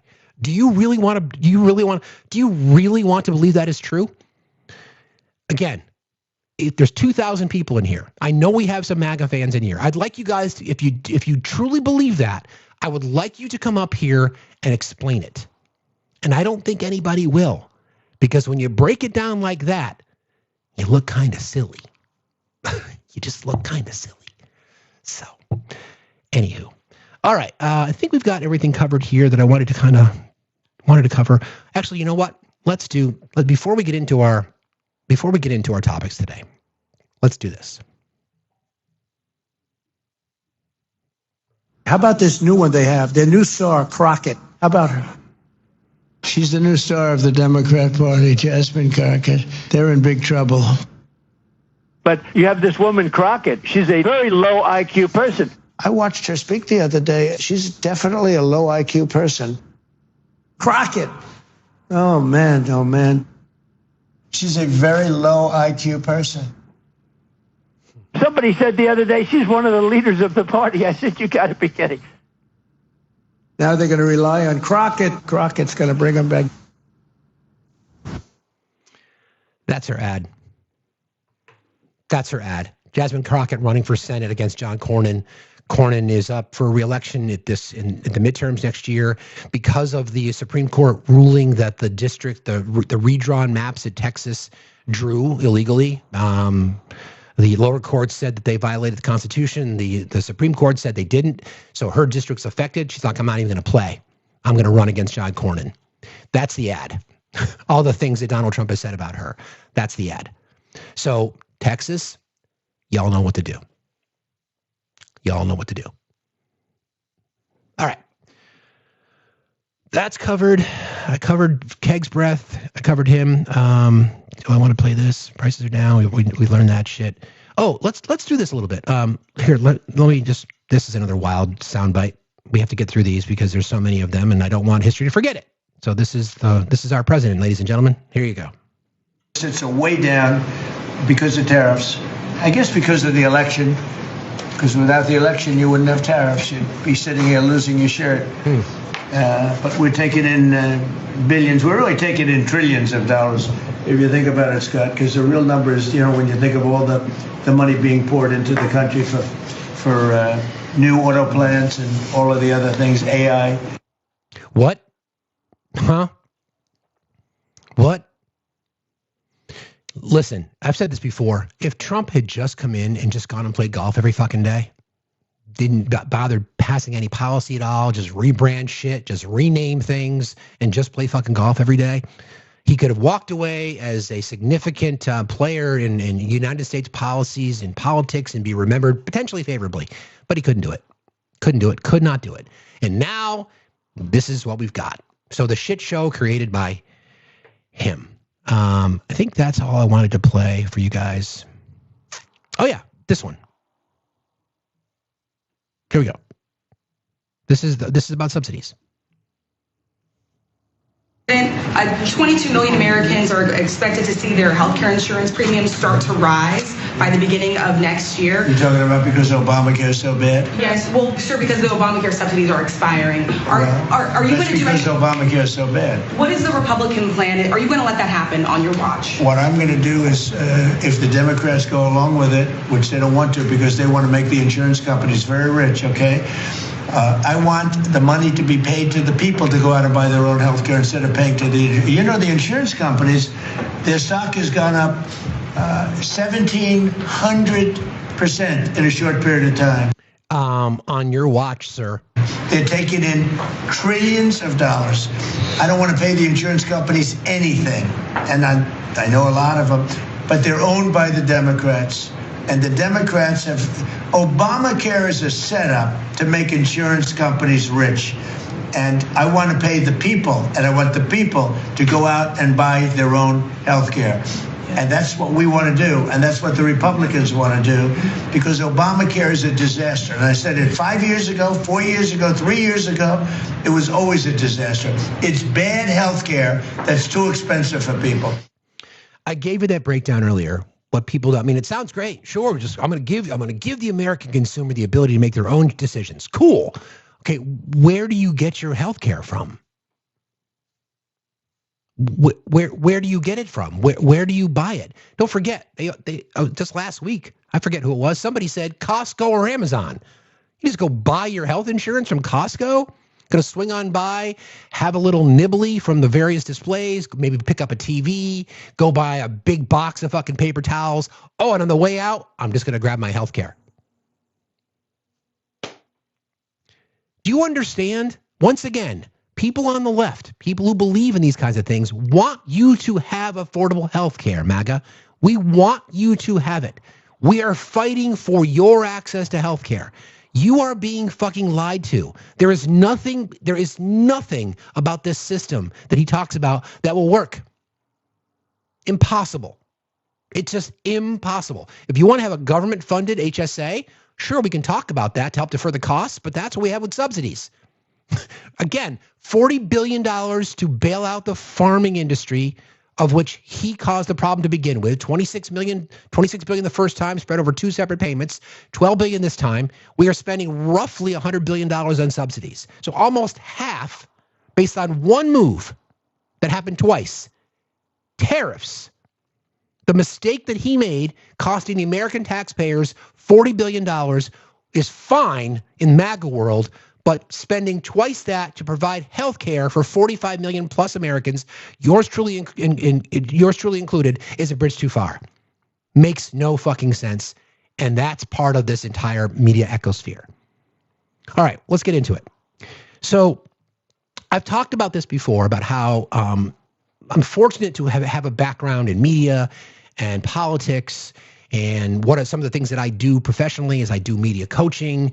I remind my clients and I've spoken on panels about media literacy. I've talked to education boards across the country as to why I think media literacy is incredibly important. So what I'm going to do, I'm going to take you guys through what my dream would look like from a media literacy curriculum. We can start in middle school, quite frankly, and that's going to turn into a quiz. And then we're going to talk about some stats connected to media and how dangerous it is. I know Larry Ellison trying to control it all. Exactly. So that's part of it. These monopolies, these conglomerates that are attempting to own spaces. Think about what's happened just at the Pentagon alone, right? Kicking out journalists, replacing them with right-wing influencers who are not journalists. They are just influencers. So they can use that. So they can use that ecosphere, some of these here and others, right?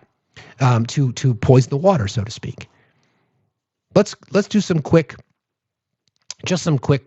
sort of analysis on how people are consuming their news. I want to start there because then we can get into. Then we're going to take a quiz today, so you guys are going to be on the spot, and I'm going to grade you in real time. All right.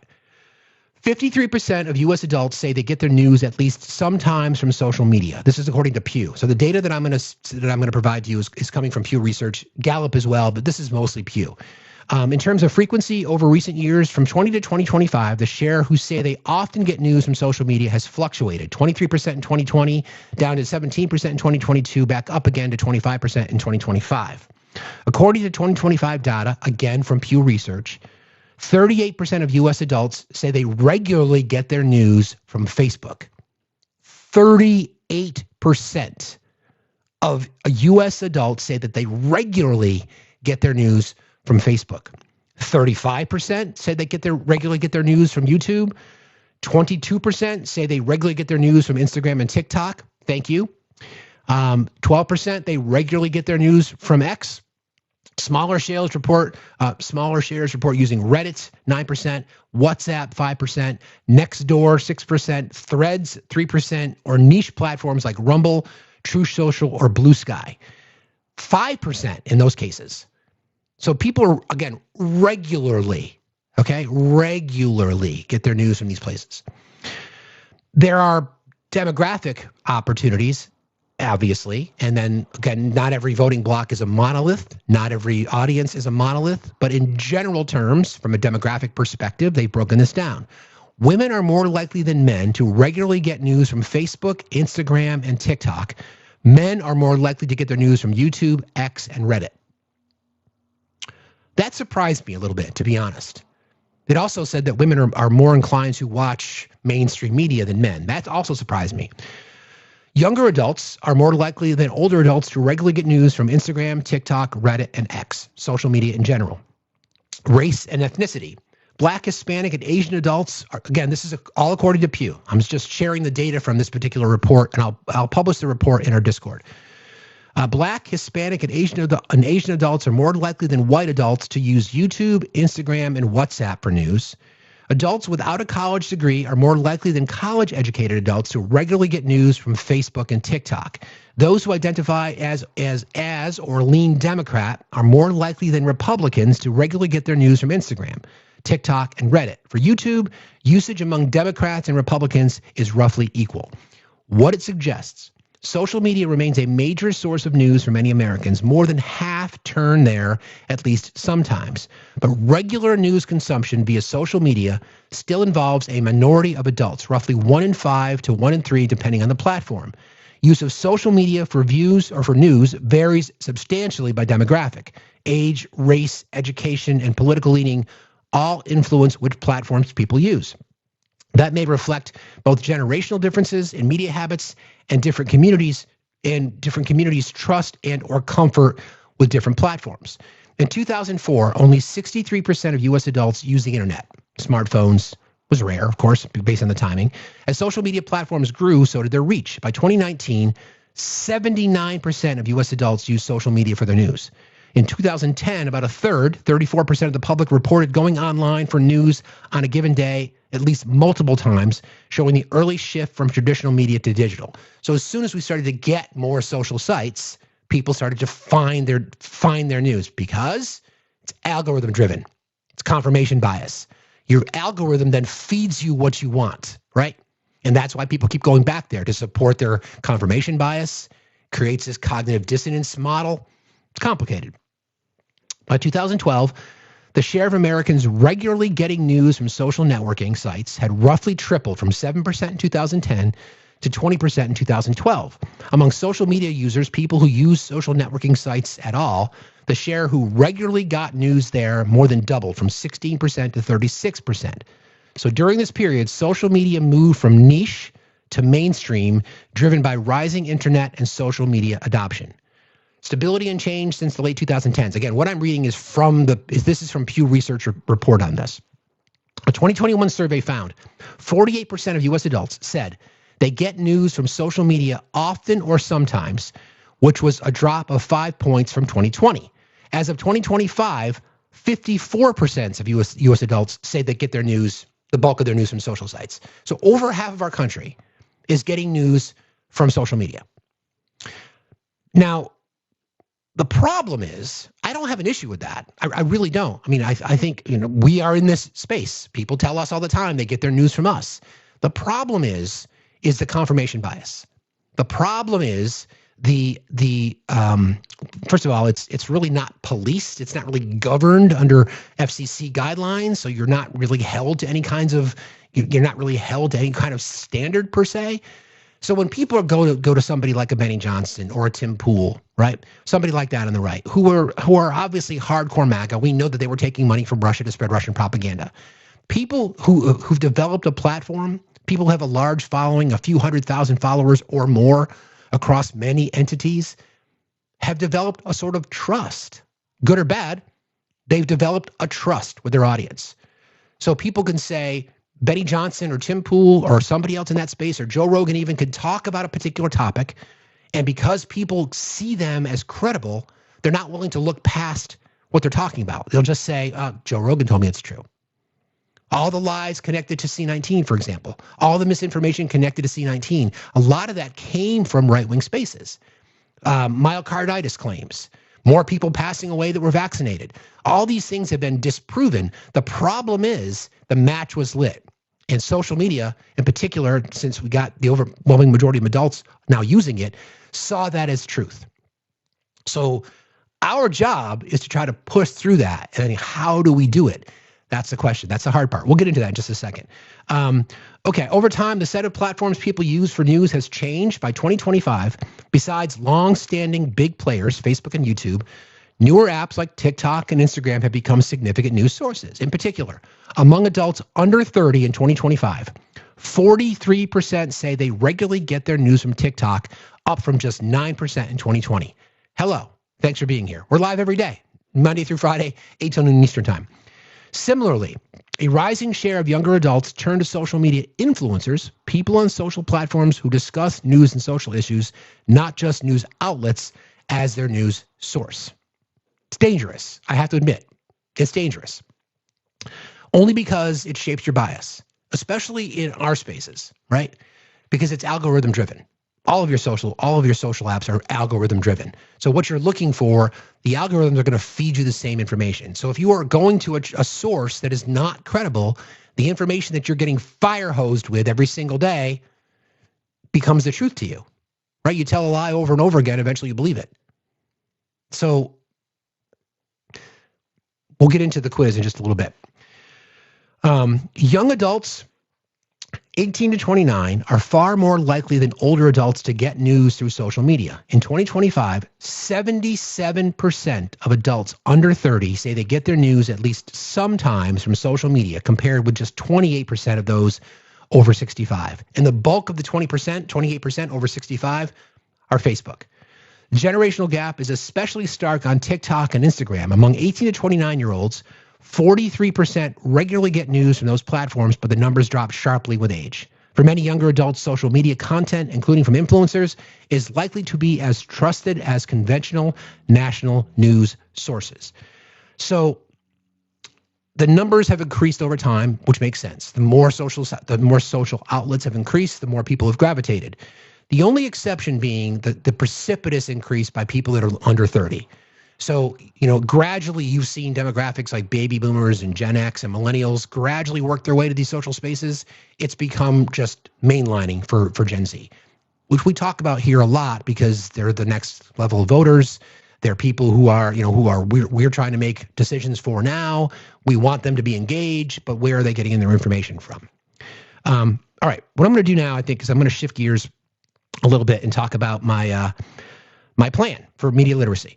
So I've developed this over time, and I'm only sharing it because it's just important to me, and what curriculum would look like potentially if we decided as a country we're going to commit to critical thinking, we're going to commit to media literacy training, media literacy education, how we teach empathy. All these things are relative. All these things are relevant in my opinion, and this is strictly my idea. I've got nothing other than my idea. So I'm going to take you through what media literacy is from my perspective, what it would look like, how we can address it, what we are all responsible for, and we're also going to do a quiz. So you're going to be on the hook. This quiz is going to be a little harder. It's going to be a little bit different, but there'll be the same criteria: identify propaganda, disinformation, and misinformation, right? Media literacy is the ability to access, analyze, evaluate, create, and act on information across all forms of media: news, social media, video, advertising, memes, podcasts, political messaging, AI-generated content, and more. I've had to add AI to this because I've been working on this thing for 5 years. So I've recently added AI. I haven't spent a lot of time on AI other than the deep fake side, but I will be adding more specific instructions as to how to navigate through AI. Knowing how and where to find reliable information and recognizing when you're in an algorithm-driven bubble, okay, that's the biggest key. Then you have to analyze it. Understanding how a message is constructed, what techniques are being used, who created it, what emotions is it trying to trigger. Then you evaluate for credibility. Are the sources legitimate? Is evidence provided? Is something being omitted? Can the claim be verified? If you want to create your own content, producing your own media responsibly means you need to understand that your posts, your videos, and your comments shape the information ecosystem. A content creator, even if you're a small creator, you are contributing to the ecosystem. You are sharing misinformation, then you are responsible for spreading misinformation. You could have 1,000 followers or 200,000 followers. You could have 50 followers or 500,000 followers. If you are spreading misinformation, you are responsible for that spread of misinformation. Let's see. Making informed decisions means you need to share responsibly. You need to spot manipulation. You need to call out misinformation, and you need to be active, critical participant in democracy. Why media literacy matters today? Because we're surrounded by AI-generated content, deep fakes, hyper-targeted political ads, misleading headlines, manipulated statistics, echo chambers, conspiracy content, optimized for engagement. And media literacy teaches you to slow down and ask, is this true? Who benefits if I believe this? And what evidence is missing? So in my world, the entire curriculum would be based around those three questions. Is this true? Who benefits if I believe this? And what evidence is missing? The idea behind this entire thing for me is to help people develop critical thinking, because we become lazy as an electorate in many, many ways, right? We expect it's the concept of instant gratification. I don't have to look past that because the person that's telling me this, I trust. So therefore, I can just assume it's the truth, right? Wrong. So this is all about critical thinking. This entire exercise today is about critical thinking. Analyzing it. What's the content that you're sharing? Again, what's the intention? Is this true? Who benefits if I believe it? And what evidence is missing? Right? Okay. Here's an example. All right. So throughout this, I'll give examples and we can go back and then I'll give you the quiz. Headline says this: scientists say chocolate cures depression. Okay. Media literacy helps you ask the questions. Which scientists? Is this a single small study or a consensus? Who is funding the research? Is the headline exaggerating to get clicks? The MAHA movement, I think, will take advantage of this kind of propaganda. They'll make a statement about how vaccines, TikTok, educational purposes only, vaccines cause autism. And what happens when people who are anti-big pharma or anti-healthcare system, whatever else, they'll hear something like that and they won't bother to look at the data. They won't look at peer-reviewed studies.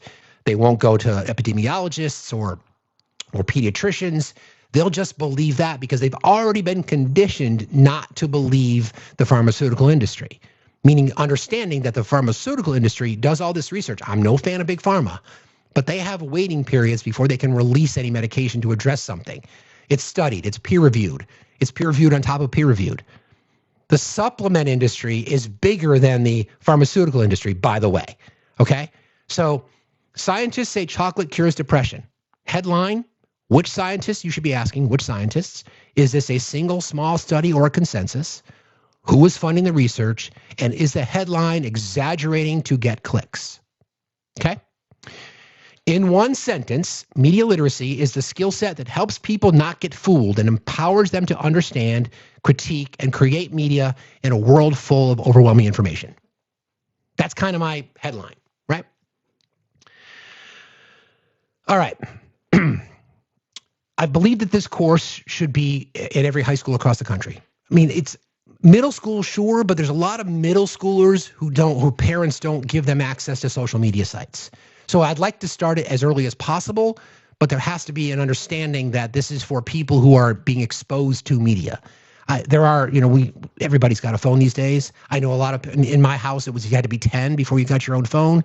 So that would be middle school age, roughly speaking. But that's this is a curriculum that's geared more towards high school age, right?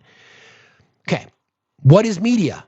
This is how it starts. Identify different types of media, understand why media is created, and recognize how media influences behavior and beliefs. Fifth grade. Well, sixth grade is middle school where I live. So yeah.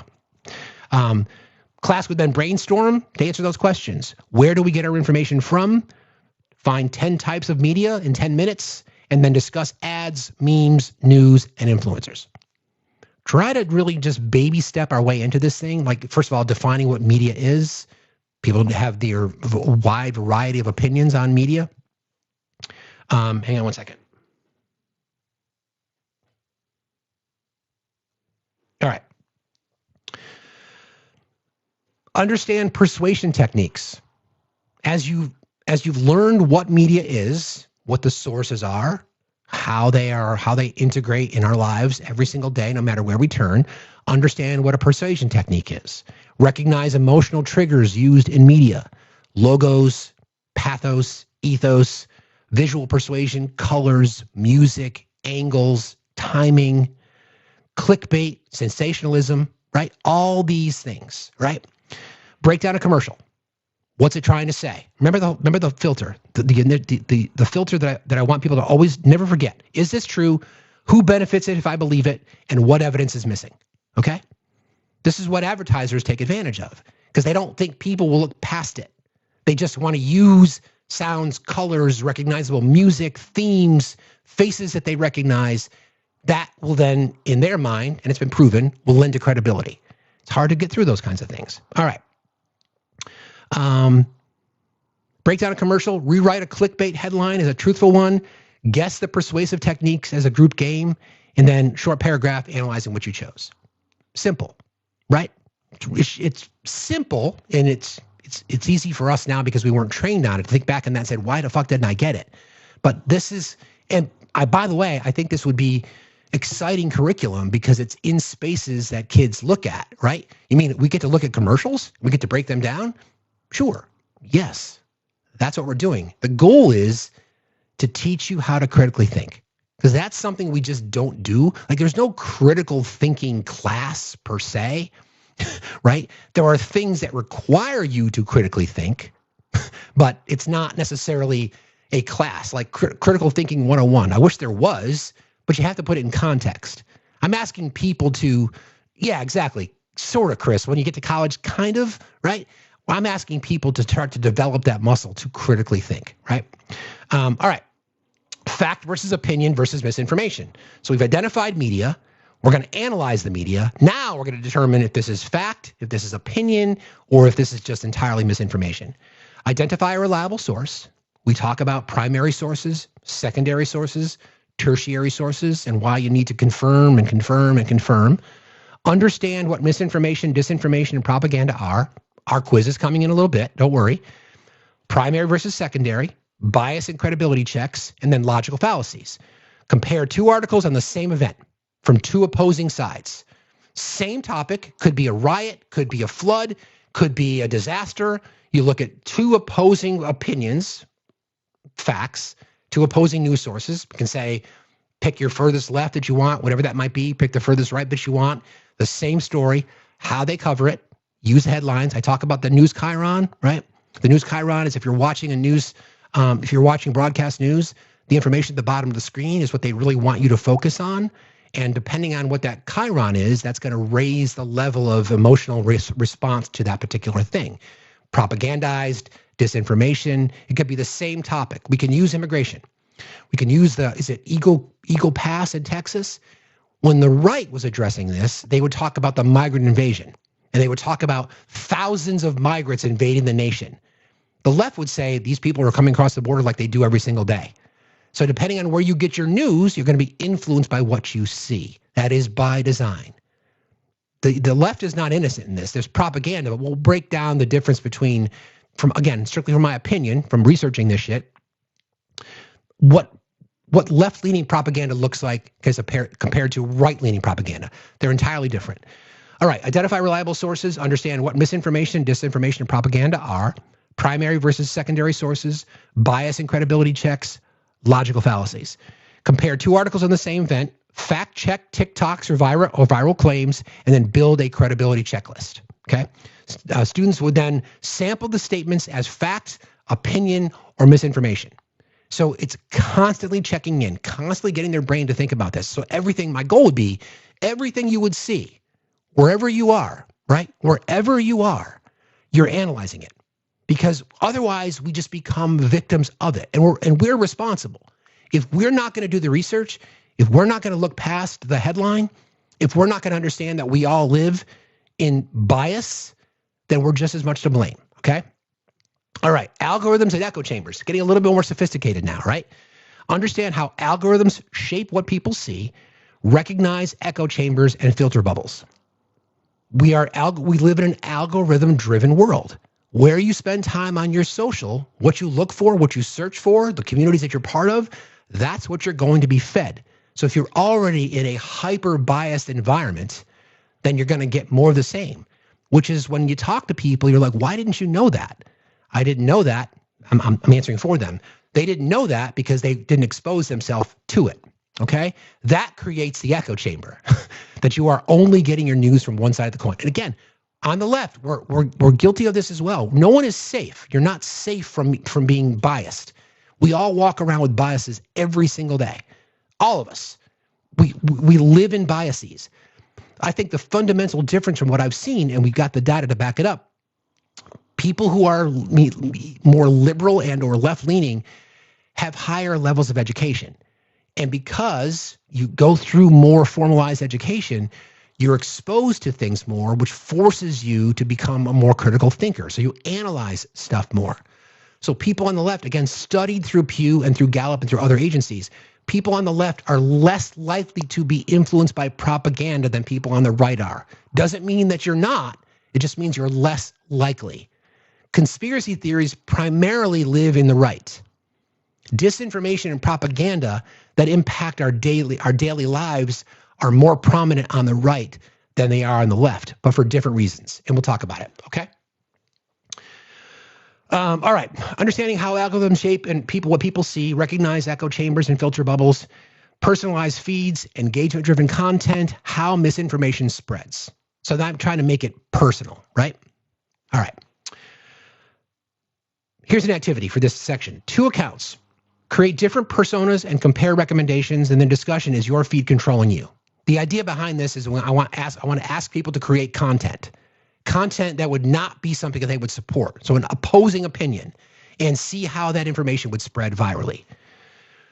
How algorithms influence me. What did I learn? What do I want to avoid going forward? And then media production. So we'll get into this whole, again, this is my ideal dream to be able to have these kinds of things. I know a lot of schools across the country could never swing this, but this is what I'd like to see. Teach responsible media creation. How do you teach, if you're going to be a content creator, what are you doing to make sure that you're not part of the problem, right? Be yourself. I fully support people being themselves and expressing themselves. But if you want to be considered credible, then focus on being credible, right? Teach responsible creation, understand copyright and fair use, right? Create a meme with a positive message, write a short news style script, practice photo and video editing, and then submit one created media item with explanation of purpose by the end of the semester. I want to encourage people to create content, responsible, investigated, credible content. This goes back to having to cite your sources, your bibliography when you're writing your papers. It's really no different. It's just in a different form, right? Learn how to be a good digital citizen.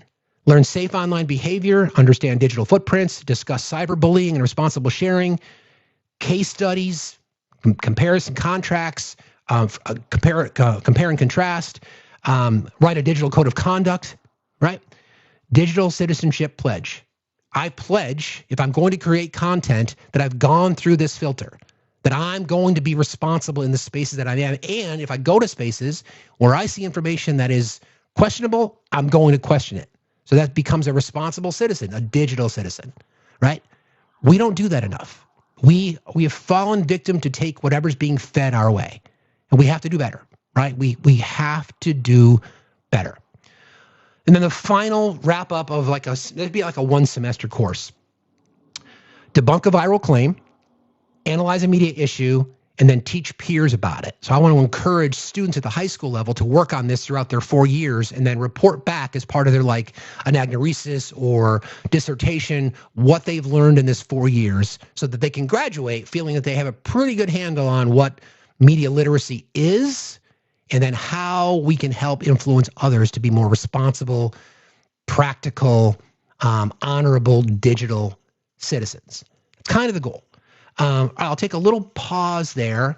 I think I've got some folks that have requested, depending on how many questions we have, we'll get back into this.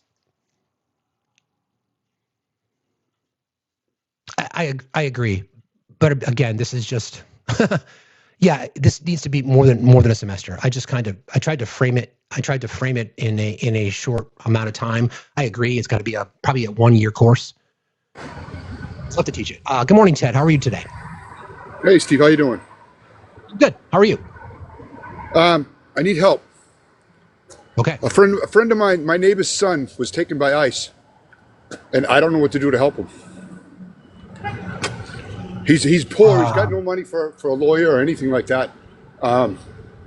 He's Laotian. The kid's been here since he's 2. I think he was DACA. And they stripped him of everything, and they're sending him back to Cambodia. Yeah, okay. Is he a citizen? No, he has a visa. He's DACA. Okay. I believe he's DACA. Okay. I don't want to give you the wrong advice, Ted. Are you in our Discord mods? Can you guys do me a solid? Can you guys connect? I'm not. Try to connect Ted with Rollo. Maybe we can make that happen. We have a friend of ours in our community who's an immigration lawyer. He might be able to give you advice. I don't want to give you advice, Ted, because I don't want to give you the wrong advice. That's what I'm afraid of. So, yeah. So I would suggest contacting an immigration lawyer, or the ACLU is a good idea. Okay. Okay, all right. I'm getting some things from your chat now. So, thank you guys. Thank you. Okay, and then our mods will do our best to try to put you in contact with Rollo. Okay. Okay. Okay. If one of your mods wants to friend me, and then they can send him to me or something. Anything would do to help. I would appreciate it. Okay. Okay. We'll do our best. I just don't want to give you the wrong information. No, I understand that. We will. Okay. We'll figure this out. We'll do our best. Okay. Thanks a lot for being here. I appreciate it. All right. Thank you, man. Yeah. That's rough. Jesus. Whew. That's rough. I hate hearing those stories. We will effort to get this taken care of. We will put Ted in contact with our friend Rollo, who's an immigration lawyer. I think the ACLU is a great place to start.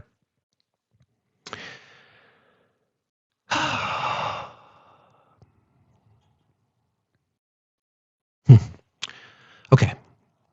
Here. All right. Back to our assignment here. Thank you everybody for being here. Let me just check real quick over here for kindness and contributions. Thank you, Michelle. I appreciate you, Michelle, for your $5 on the V. I appreciate you. Also over on the green.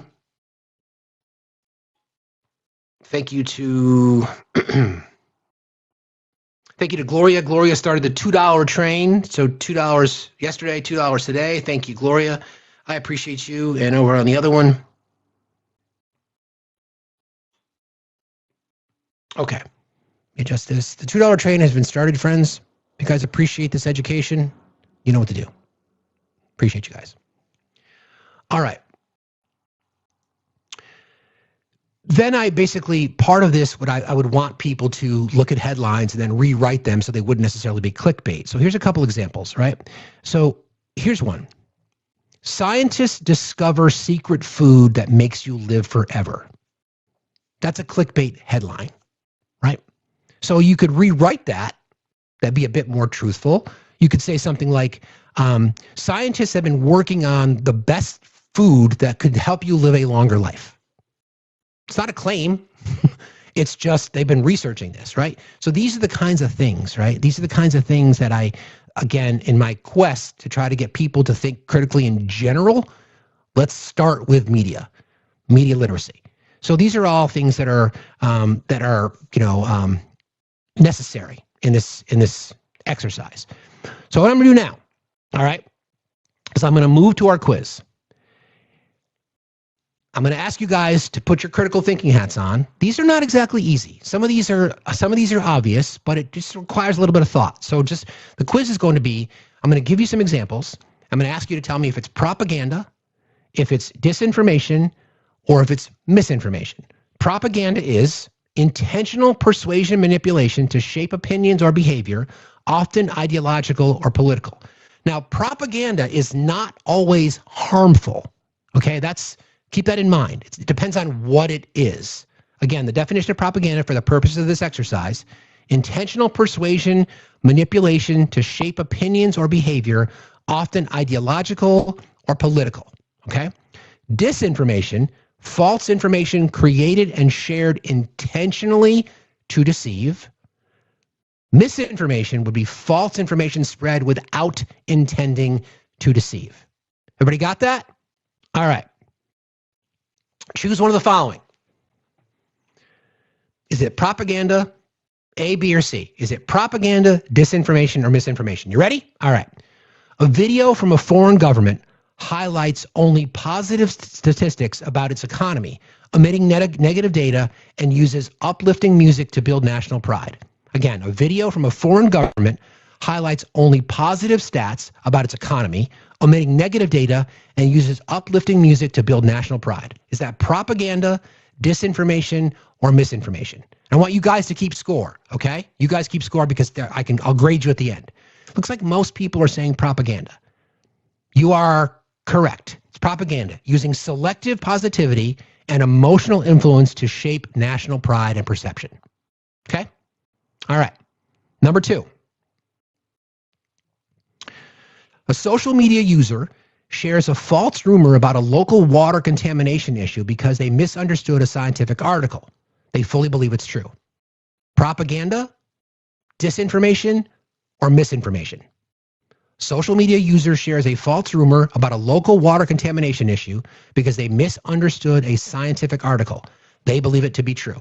Propaganda, dis, or miss?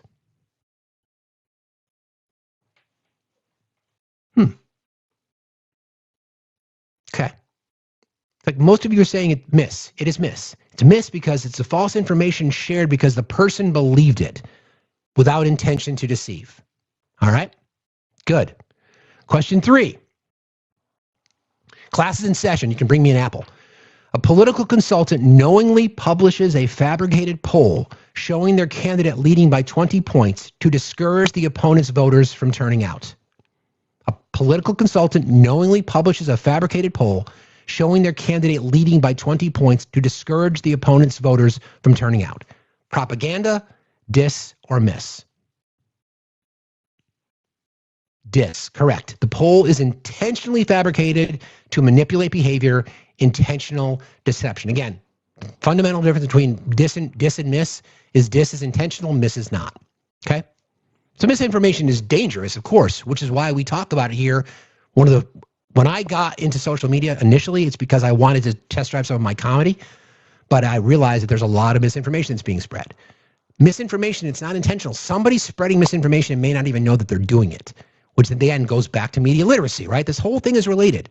So I don't want to be part of the problem spreading misinformation. So how then do I work through it? What do I need to know? What's the source? What's the intention? Who's the audience? All those kinds of things. All right. What are we on? Question 4? Question 4. A widely circulated meme incorrectly claims a historical event occurred in 1950 instead of 1937. The creator intended it as a joke, but viewers interpret it as fact. A widely circulated meme incorrectly claims a historical event occurred in 1950 instead of 1937. The creator intended it as a joke, but viewers interpret it as fact. Is that disinformation, misinformation, or propaganda?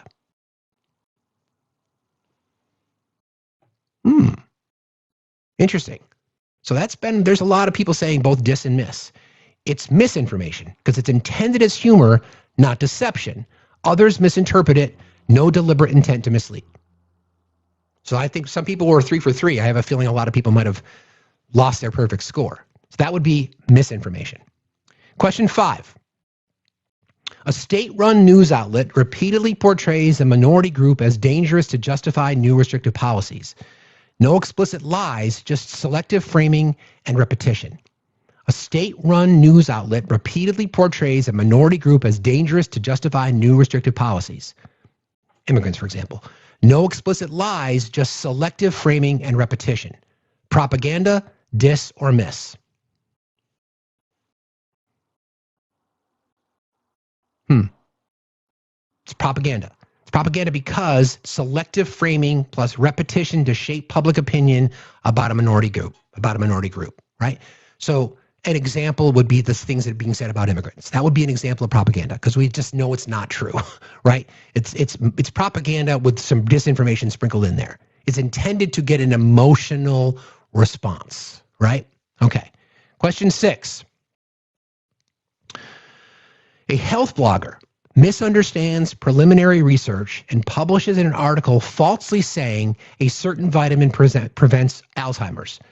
They believe the claim. A health blogger misunderstands preliminary research and publishes an article falsely saying a certain vitamin prevents Alzheimer's. They believe the claim. Is that misinformation, disinformation, or propaganda?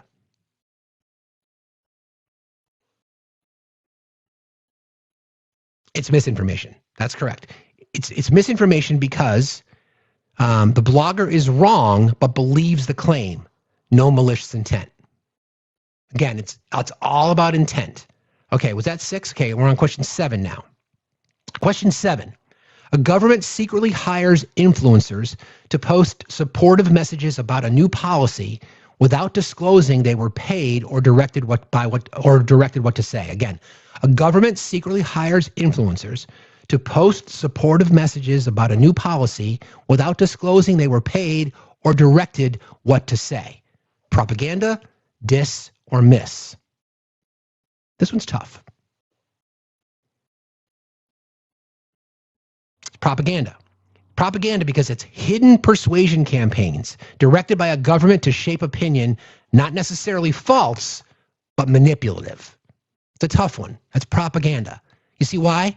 Because again, it's not necessarily false. It's just considered the source was intended to distract, right? So there's intention connected to it, and it's all about propaganda. Propagandizing the messaging. All right, we're almost done here. Well, there's 15 questions, but I won't ask you all, unless you like it. Number 8. Hold on one second. A troll farm fabricates a fake leaked document claiming an election was already decided and then coordinates thousands of bots accounts to spread it. A troll farm fabricates a fake leaked document claiming an election was already decided and then coordinates thousands of bot accounts to spread it. Propaganda, dis, or miss?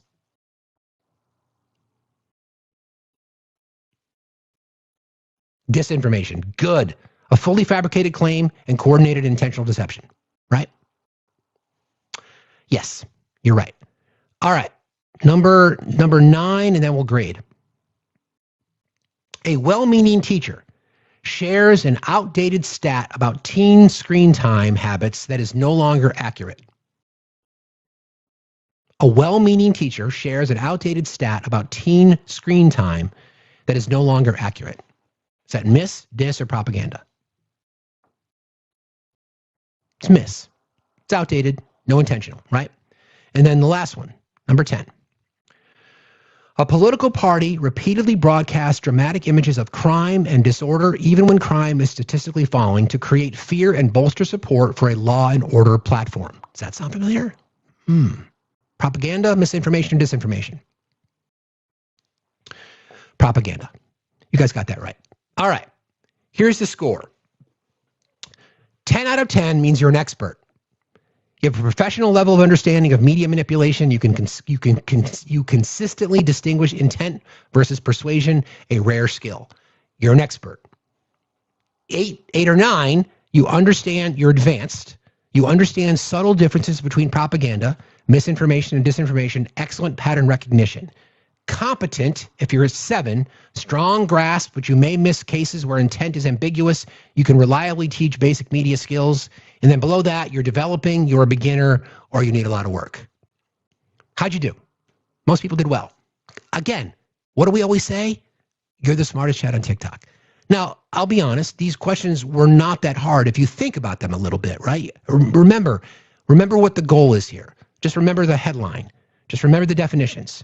Just want to make sure you guys have that in your, I want you to keep this in your brain, right? Propaganda, hold on one second. Intentional persuasion and manipulation to shape opinions or behavior, often ideological or political. And the tools that they use would be music, imagery, celebrity, potentially. That would be propaganda. Disinformation is knowingly spreading false information. Misinformation is not knowingly spreading misinformation, thus no intent, right?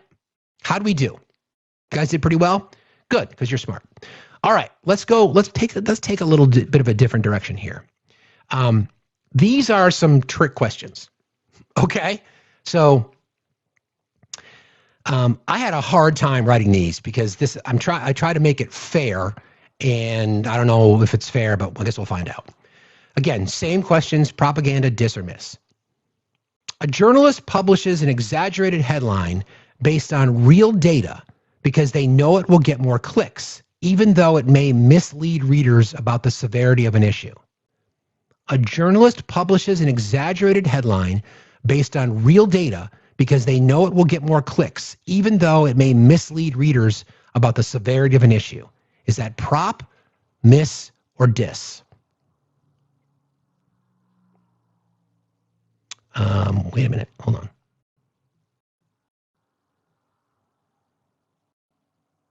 It's propaganda. Not fully false, but not disinformation. That question again is, hold on. A journalist publishes an exaggerated headline based on real data because they know it will get more clicks. So the headline is based on real data, knowing it'll get the clicks, even though it may mislead readers about the severity of an issue. Okay? Number 2, a political meme includes a mix of true and false claims. The creator insists they were just making a point, but privately acknowledged to friends that people will believe it anyway. A political meme includes a mix of true and false claims.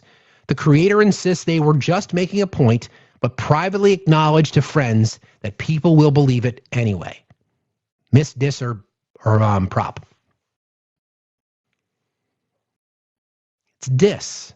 Yes, contains false claims. Creator knows that that's the key. They know that they're misleading people, and it's intention to deceive by making a point, right? Intention. I'll do a couple more. Then I'm going to give you some real-time examples of stuff that we talk about every day and why there's propaganda that exists on both sides. The intention behind propaganda on the right and the intention behind propaganda on the left are significantly different. Josh's backup account. You don't care, you don't vote, so why are you here? Then just leave. But thanks for playing. All right. A health influencer reposts a false claim about a miracle cure, thinking it's true. A supplement company quietly funded the original false claim. This one's kind of mean, to be honest. A health influencer reposts a false claim about a miracle cure, thinking it's true. A supplement company quietly funded the original false claim. Prop, Mr. Dis. It's kind of C and B. Sorry. It's because the influencer genuinely believes it and their actions lack intent to deceive. It's a little bit of both. So, sorry. That wasn't fair. That was a hard one. All right, and then this is the last one. A government shares real video footage from a protest, but edits it out. A government shares real video footage from a protest, but edits it out of chronological order to portray the crowd as more aggressive than they actually were. Is that propaganda, disinformation, or misinformation? This one should be right up in your sweet spot. It's disinformation, actually. It's because they use real footage to separately rearrange. The information's real, they just rearrange the order. So it's disinformation. So, how'd we do with that? It was a little bit harder. Those are tough. I mean, that's not fair that I try to combine a few, but I just thought it was interesting. All right. So let's move. I think I have a guest request. I guess not. All right. Let me just check in with the mods. I've been yapping for a little while. How we guys doing, guys? Everybody good? Okay. All right. Let's now give some real-time examples of things that have happened in our life and how and what they are and how we, looking back on it now, maybe if we had some tools, we would have recognized it before. So the Committee on Public Information, U.S. World War II. These are propaganda and disinformation intended to mislead from a variety of things. The U.S. government, these things really happened. The U.S. government created a massive propaganda arm to build support for entering World War II. So again, I built for World War I. I built all this. All this is part of the curriculum. All these, like the quizzes, the historical examples, both past and current. These are all things that are part of this curriculum, right? What happened? U.S. government created a massive propaganda arm to build support for entering World War I. Posters, films, speeches, newspapers used emotional appeals, destroy this mad brute to portray Germany as barbaric. The goal was to shape public opinion, turn skepticism into support for the war. They demonized the enemy, they emotionally fear-based imagery, and they used patriotic slogans. That is bona fide propaganda, right? Yahtzee Germany's propaganda ministry from 1933 to 1945. Goebbels coordinated nationwide propaganda through newspapers, radio, film, and school materials to promote anti-Semitism and then justify persecution. The goal was, of course, to control national ideology, normalize discrimination, and build support for the war. Repetition of lies, controlling all media channels, emotional manipulation, fear, and myth-making. That one, to me, is the one that we are seeing now, okay? When you use the power that you have of the federal government to manipulate, to literally tell lies, when you combine it with patriotic imagery to say, unless you support this, you aren't patriotic. Repetition of lies, stop the steal, lock her up, fuck Joe Biden, et cetera, et cetera, et cetera. Controlling all media channels. Remember, I think it was last week we discussed this. I don't think the freedom of the press right granted to us in the First Amendment gets enough attention. I really don't. We talk about freedom of speech. We talk about peacefully assembling, et cetera, et cetera. I don't think freedom of the press gets enough attention.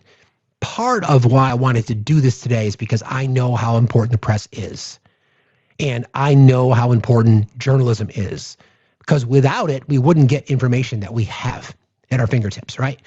Now, I understand in the information age, news flies at us a million miles an hour, which is part of the reason why I want to do these courses in media literacy. But the press, I don't know what it's going to look like after Trump because it's been poisoned, right? People don't believe anything. I still think that there's hope because, again, it just requires work. We shouldn't have been lazy to begin with. Just accepting the headline, no matter if it's from somebody that we like. You know, just because you like a particular journal, just because you like Rachel Maddow or whatever, do you just take everything that Rachel Maddow says as the truth? You shouldn't. You should research it. And I've done a lot of researching on the things that she says because she backs up a lot of the stuff that she talks about with her claims. I would consider Rachel Maddow a credible journalist. Now, is a lot of what she talks about heavily influenced by her opinions? Of course, but we all have biases. Compare her to Jesse Waters, for example. Do you think Jesse Waters is a credible journalist? Jesse Waters doesn't, he's not a journalist. He is a mouthpiece for right-wing rhetoric. I am trying to be objective here, okay? Please just, if you're watching me in MAGA and you're going to say who's just a biased leftist, I'm trying to be objective. I'm just trying to call balls and strikes here, right?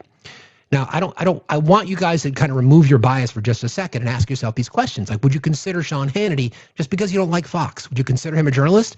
I would not, because they don't provide the level of context. They don't connect the dots to the things that Rachel Maddow does, for example. I also think about Tim Miller from The Bulwark.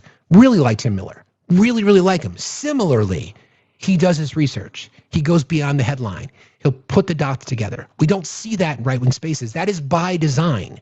They do it that way because their audiences tend to skew a little bit older. And as we discussed, their audiences tend to be a little less educated, formally educated, right? Not street smarts, not common sense. So they don't have the ability to sort of disseminate between what is real, what is propaganda, and what is entertainment. Lawrence O'Donnell, perfect example. An exceptional journalist, right? Things like that. Okay. British war propaganda. The UK secretly coordinated authors, newspapers, and artists to produce anti-German content. Some atrocity stories were exaggerated or unverified. It encouraged public support and then influenced the US's opinion on the war. Propaganda. Again, the outcome was the United States becoming involved. So fighting back against fascism, we can think of it in historical terms saying it ultimately was a good thing, but propaganda is what fueled other countries getting involved, right? Cold War Red Scare in the media in the US. Films, news segments, public service reels portrayed communism as an existential threat. Movies like Red Nightmare were funded by the US Department of Defense to influence public opinion, to justify political actions, and promote national unity through fear of common enemy. That has held over. We're going back 70 years now, right? On the Red Scare, 50, 60, 70 years, that's carried over, right? That is certainly carried over now because you hear people talking about communism even though they have no fucking idea what it is. Reefer Madness, you can say the same thing. They have no fucking idea what it is, what it means, what it's intended to do. They just use it as propaganda to fire up the voters, to fire up our citizenry, to push back against the rise of communism, right? Okay. And then tobacco industry. This one, tobacco companies through PR agencies and sponsored researchers downplayed known health risks long after internal documents showed they knew tobacco was addictive and deadly, to influence public perception, to delay regulations, and then propaganda through misleading framing. For example, more research is needed implies controversy where there is none, right? So those are just a few examples, right? So then we get into disinformation, falsehoods, weapons of mass destruction. Big one. Multiple government sources presented intelligence later shown to be false or overstated, claiming Iraq possessed active WMDs. Not propaganda, just bona fide fucking disinformation and fucking lies. Build public and international support for the war. Some key claims were knowingly unreliable, yet presented as fact. You could make a claim that it was a bit of propaganda, but it's really just because they knew the information was inaccurate. They just needed to get sentiment for it, right? So it's disinformation by definition. That's a big one. And then I'll use this one too, then I'll do a few more for you. Big Oil's climate science disinformation from the 1970s through the 2000s. Internal documents show oil companies knew about climate change decades earlier. Public campaigns, however, cast doubt on climate science. The goal was to delay regulation by intentionally creating scientific uncertainty. We're still feeling that today. Big Oil absolutely knew what they were doing. They knew the cause and effect. They knew it was harming the environment. They fucking knew. They've always known. That still works today. It's the people that are in opposition to the Green New Deal, climate change is a hoax, et cetera, et cetera, et cetera. It's the same cycle all over again. Okay, let's shift gears a little bit. Actually, I think I might have had somebody. I need a little break. If anybody has a moment. Anachronista, I see you in the guest box. I see you in the chat. Can you come up for just a second? I just need a little break. And I can get right back into this. I got Brooke. Sorry, I missed. All right.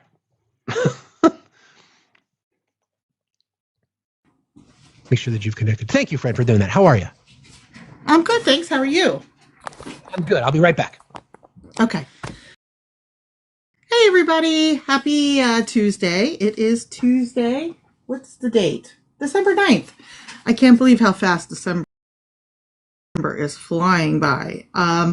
Just wanted to come up, give Fax a break, let him do what he needs to do. We're going to tapping is clapping, sharing is caring. Let's see if we can get up over 400,000 likes by the end of, by 11 o'clock. That sounds good.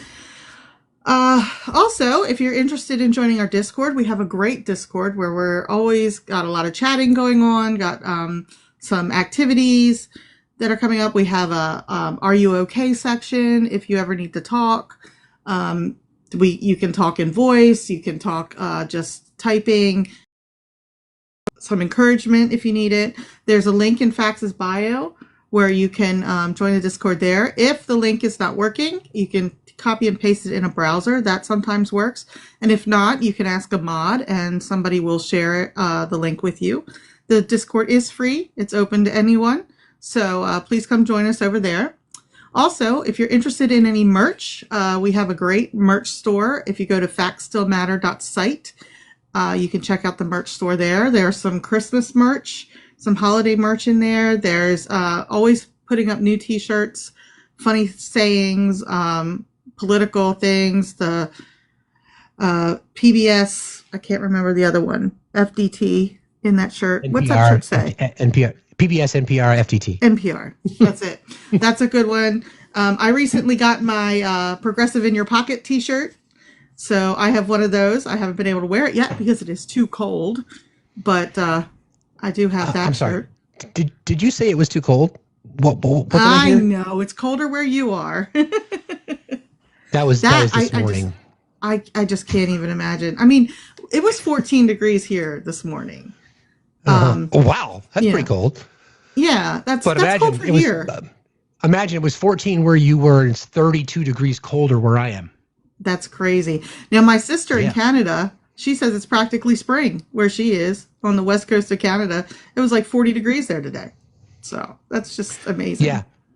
Yeah, I do still have a heated mattress cover, which is pretty sweet, I must say. You plug it in like an hour before you go to bed, and I can keep my room at 50 degrees, and the bed is nice and warm. Anyway. Oh, yeah. I use my heated mattress pad all the time. I love it. Thank you for jumping in for me. I appreciate you, friends. Hearts in the chat for Cabin Mom. Cabin Mom is one of our amazing mods who do make me look good every day, and that ain't easy. So thank you for being here, friend. I appreciate you very, very much. Thank you. Have a good day, everybody. See you later. All right, bye. Bye. Okay. I just want people to understand that propaganda happens on the left too. I'm not up here to say that it doesn't happen. It just happens in a different way. And the intention behind the propaganda is different because it's less about the sensationalized invasion. It's more about the impact that some things that are happening has on the greater good. So we'll get into I think that's probably the best place to go right now. So let's compare. So here's the right. Well-documented strategy is using crime, immigration, or societal collapse as emotional anchors. Fox News migrant caravan coverage in 2018. Coverage framed the caravan as a national security threat. Images of groups moving toward the border were repeatedly shown with dramatic headlines. Later reporting showed the caravan posed no such threat at all. But people still focus on that. They still talk about it. Fear appeal, catastrophizing, and then selective emphasis, right? So that is a prime example of propaganda. There was no credible evidence. It wasn't even disinformation. It's just full-blown propaganda. Wasn't a threat, wasn't real, fake pictures, combination of this is historically tested tactics to try to initiate or to get an emotional response. All right. Right-wing media, the us versus them identity politics, frames political conflict as a battle for traditional America against radicals.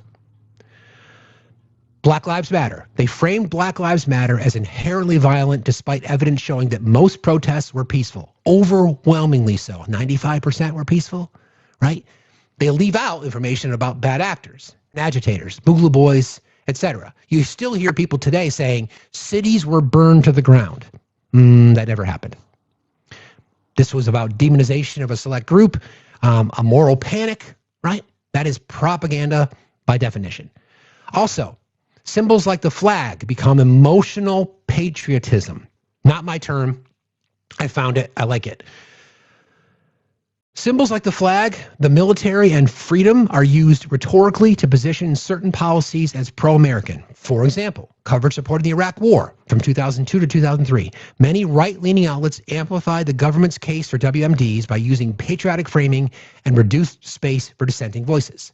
You couldn't speak out against the Iraq War. Back then, there was not as many media outlets, not as many places for people to go, right? So if you came out against the Iraq War, you were deemed unpatriotic.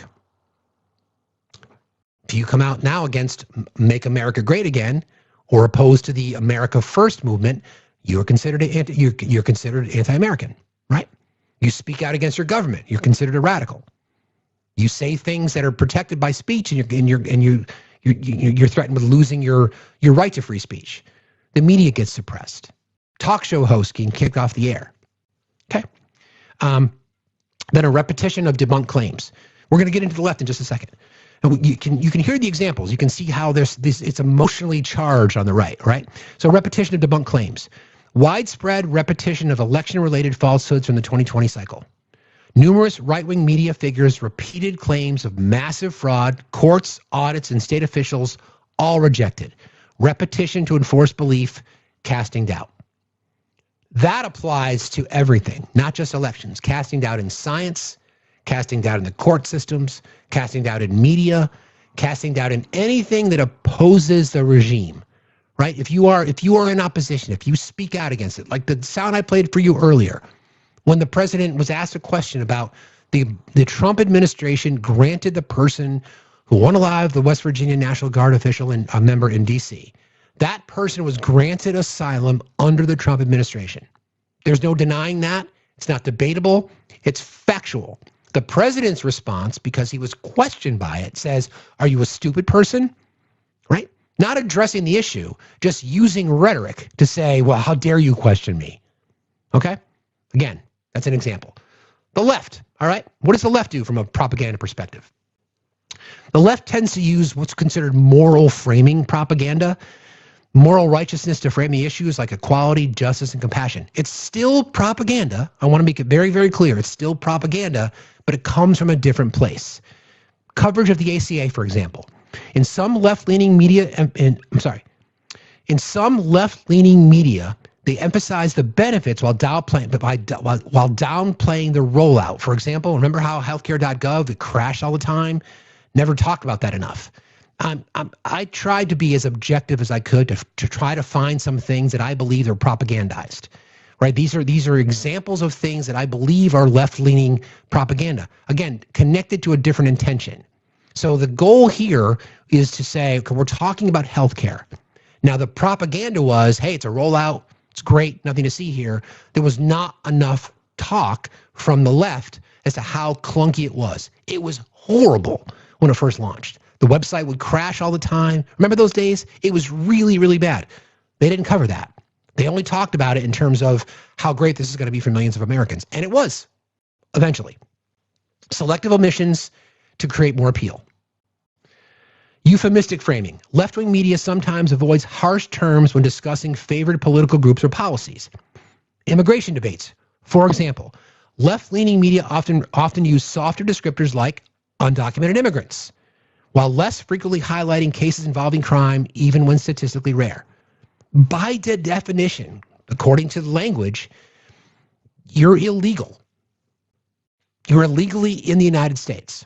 A softer way to position that, because I'm a humanist, I don't believe people are illegal. But by definition, you're an illegal alien. So that's part of the problem. Again, we have to be objective here. That is again, I will always refer to these individuals as undocumented just because I'm a humanist. I don't like to label somebody illegal.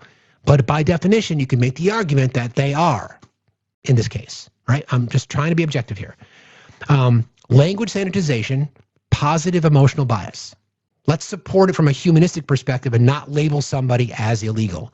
So instead, let's talk about euphemistic framing. I agree, it's dehumanizing. I totally agree, but it's still an example of propaganda. Okay, we can't deny that. Over-optimistic political narratives. 2016 election coverage. Some left-wing outlets strongly suggested Clinton had a near certain win. Polls showing tighter margins in critical states were downplayed. So true. It is so true. There was, in hindsight, after review from that election, there was a lot of red flags. There were a ton of red flags in the Rust Belt. A ton. They didn't get talked about because nobody thought Donald Trump was going to win the election. So the media, sadly, did not remind voters how close that election was, which suppressed turnout. Okay? Confirmation reinforcement and then bandwagon effect. Hop on board. She's going to win. Don't worry about it. Totally fine. Nothing to see here. We all fell victim to that propaganda. And then drone strikes under Obama, since this is prominent. I just added this one. Left-leaning media gave substantially less negative attention to civilian casualties than they gave under similar programs during the Bush administration. Selective criticism, issue minimization through reduced coverage. That's legit. We're going to be critical of this. And again, though a fundamental difference between the left and the right is that we can criticize this. We can call it out for what it was. It was still propaganda because it wasn't addressed enough as it should have been, right? So those are examples. So fear appeal, right? Immigrant caravan invasion, identity framing, real Americans versus radicals, enemy construction, demonizing academic or urban elites, right? The other side of that would be fear appeals, fear-based climate doom headlines, irreversible catastrophe by 2030. Do we think that that's true? Do we think that there's an irreversible catastrophe by 2030? I don't think anybody thinks that. I think what we are aware of is that there are significant impacts on human intervention in our climate. All right? I've not seen anything other than what's considered propaganda. Again, let's be objective here, right? Compassionate society versus heartless conservatives. Real Americans versus radicals. Compassionate society versus heartless conservatives. That's propagandizing, right?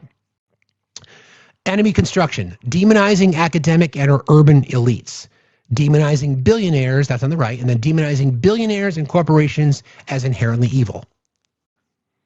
This is where your bias comes in, right? This is why I can have these conversations with you guys, because you're smart, you can think through this shit. We demonize billionaires because we should. we should demonize billionaires. And they are inherently evil because of what they are denying the rest of our society to have.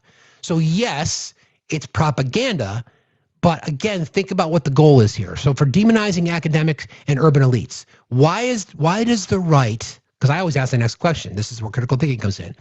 Why does the right demonize academia. Right? They demonize academia because they don't want their electorate, the electorate, to be smart. Because this goes back to our whole media literacy thing, right? The smarter people are, the less inclined they are to fall victim to propaganda. The less inclined they are to fall victim to disinformation. So of course they're going to demonize the right or demonize academia. The left demonizes billionaires as inherently evil. Yes, that is true. We definitely do that. We do it because we feel like they are taking advantage of the rest of our society because we can't have nice things because of them, right? That's real. That's still propaganda, okay? It's still propaganda. Selective omissions, downplaying police misconduct, ICE misconduct, for example, from the right. They're illegal. They shouldn't be here. I don't really care. I don't really care that boats are being blown up in the Caribbean. I don't really care, all right? They downplay that. And then the left has a tendency to downplay failures of the Democratic administrations. I don't. I call balls and strikes. I was very critical of some of the things that Barack Obama did. Did not like that bullshit little press stunt that he pulled in Flint, Michigan, drinking water from a fountain while they were going through their water crisis. I don't like the drone strikes. Wasn't progressive enough for me. I think he gave in too much on the ACA. I thought Joe Biden did not speak to the kitchen table politics. That's how you're critical, right? So we tend to fall in our traps. Again, a fundamental difference between the left and the right is the left has the ability to criticize our own, to hold our own accountable. The right does not do that. From what we see, it doesn't matter. Even the same example.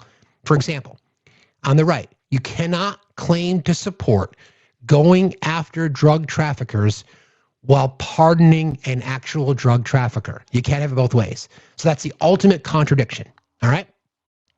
Simplifying complex issues. The right focuses on crime waves and the border crisis and invasions. Again, propaganda. The left, public health, climate policies portrayed as universally beneficial. And they are. They are. Not for everybody, right? It doesn't track with everybody. Not everybody gets on board as to why it's necessary. But if you think about what the left's propaganda is about, it's really about wanting to make society better, and you use propaganda to try to influence people, for example, how fucking bad billionaires are, how bad capitalism is for the middle class. And the right just wants to blame people. And they're going to use propaganda and slogans and signs and messaging, right? They use it to create this patriotic myth that we're being invaded. And unless you stand up to that, you're not American. And then repetition of dubious claims. Election fraud narratives being the biggest one. That's something that the right continues to do to this day. And then overconfident polling narratives from 2016, for example. Again, I tried really hard to be as objective as I could when I put that together, but it's just different, right? I'm pretty smart, humbly speaking. I have the ability to be able to look at things objectively, and I tried really, really hard. Are these the same thing? They're not, because they come from different places, right? They come from different places. They have different intentions. They have a different goal, right? Goes back to our media literacy conversation earlier. What is the intent? Who's the purpose? And who's fueling it? By and large, conservatives and people who are in the conservative movement, whether it be Turning Point or the Heritage Foundation, can summarize it this way. They don't want an informed electorate. Okay? They don't want an informed electorate. They want an easily manipulated electorate, and they'll use headlines, they'll use emotional connections, they'll use imagery, and they'll lean in thinking that their voters are not well informed enough, or what's worse, too lazy to look past the headline. That is their strategy. That is their tactic. They've used it all the time. On the left, they don't always peel back the layer to talk about the complexity of what it is they're talking about and how it resonates. Case in point, I mentioned this earlier. The Biden administration used propaganda to try to convince the American public that costs were coming down because inflation was dropping. And they missed it from a messaging perspective. They missed it. They flat out missed it. It was an opportunity. They could have talked about it more globally. They could have said, yes, we understand. We are working on trying to go after price gougers. People took advantage of you during C-19 shutdowns. We're working on it. Yes, we understand the costs are still high. We get it. We are working on it. They never did that. They only talked about it in terms of inflation coming down. And it did. But those are two entirely different approaches. Like I've always said to you guys, the right and conservative politics, Republican politics in general, favors the rich. There's no denying it. They favor the rich. They favor corporations. They favor deregulation. They favor tax cuts, et cetera. That's been their policy. The left doesn't do enough for the middle class, but yet the majority of their policies lean more in support of the middle class. It's a fundamental difference in politics, right? That's kind of where this is where the whole thing gets complicated, because people could look at this and say, well, you're a leftist and you're not being fair. You can have that opinion. I'm trying to be as objective as I can on this, just because there's fundamental differences in how messaging is intended to appeal to the particular targeted audiences.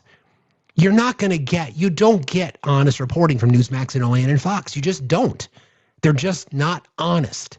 They will headline click. You get reporting from sources like ABC. By the way, ABC is right down the middle. If there's a mainstream media outlet that you want to choose to get your news from, I would highly recommend ABC. We've got the media bias fact checker, right? That you can go through any one of these news agencies. You can pick any one you want. Let's do the exercise right now. As a matter of fact, I was going to go there anyway. We'll use some of the ones that are on the screen. I don't. The thing is, hang on. Where am I going here? The thing is, it just requires a little bit of work. This is why we always ask our friends on the right. You're laughing about that, Tammy. Okay, so let's use ABC. Because the president told you we can't trust ABC? Is that why you don't trust it? Okay. It's unfortunate for you. ABC News. All right. Remember, when we report on these, when we talk about them, we're going to talk about them in terms of, do they have a bias? Because we all have a bias. We all walk around with one every single day. The question is, is this news source considered credible? Okay. So ABC News has a left-center bias. Overall, we rate ABC News as left-center biased based on, hold on a second.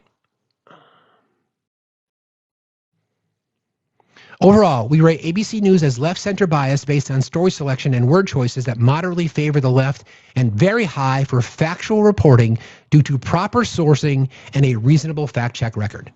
That's what you're looking for. Bias, sure, but it's also about the facts. So let's compare another one. Let's compare Fox. I've done this exercise with you guys before, but let's compare Fox. Fox is the largest news. It's the largest cable news source that there is. Okay, so let's do Fox. Right? Fact check for yourself. You can't fact check for yourself, Jill. Right? Yeah. Okay. All right. Here's Fox. Don't trust any mainstream. You can trust. You don't have to be afraid of every single mainstream outlet out there. You just have to do some work. Okay, this is Fox News. All right? We just did the comparison. ABC, left-center biased, but scores very high factually based on their reporting and the fact that they've passed numerous fact checks. This is Fox. Okay? Overall, we rate Fox News far-right biased based on editorial positions that align with the right and questionable due to promotion of state propaganda, conspiracy theories, pseudoscience, the use of poor sources, and numerous false claims and failed fact checks. While straight news reporting from beat reporters is generally fact-based and accurate, it is typically overshadowed by propagandistic opinions, which earns them a low factual rating. Okay? Those are two. ABC News, left-center bias, scores very high factually. Fox News, far-right bias, scores extremely low factually. Which one would you rather have for a source? Why would you be afraid of getting the right information? Why would you be afraid of getting information? If you want the truth, then look for the truth. Now, are you going to say that fact checkers aren't accurate either? Yeah, they all say the same thing. Whether it be PolitiFact, Snopes does a fact check, Yahoo does a fact check. They all rank them the same. I've been using media bias fact check for a long time. Again, I put my reputation, my professional reputation, and my career, my livelihood on the line with my clients. So when I hear something that they cite as a source, I immediately check it. Okay? So let's do another one since we're talking about it. Let's go to let's pick NBC News. We'll do MS. Is it MS Now on here or is it MSNBC? We'll do MSNBC. Okay. It's an important exercise for people because this fits into what we're talking about today about media literacy, understanding that we're all being bombarded every single second of every single day. How do we navigate through it? Where is a trusted source? How do you determine if it's credible or not? Okay, so it's now categorized as MS Now. All right. Overall, we rate MS Now left biased based on story selection that consistently favors the establishment left. We also rate them as mixed for factual reporting due to news hosts and the website producing numerous failed fact checks. Mixed. Cool. That's what you want. They're left biased and they're mixed. So if you don't consider them, I would not use them as a single source because they've failed some fact checks, right? So let's compare them to something else on the right. Let's use Newsmax because it's gaining in popularity, which is scary. That's why I don't cite MSNBC or MS Now. I will just use that as did I spell that wrong? Of course I did. So we've gone through ABC, credible, scored high factually, left-leaning bias. Talked about Fox, scored low factually, far-right bias. We did MS Now, which is mixed from a factual perspective, left-leaning bias. Here we go with Newsmax, right? See what I mean? MSDNC. You see what I mean? Have you bothered to look?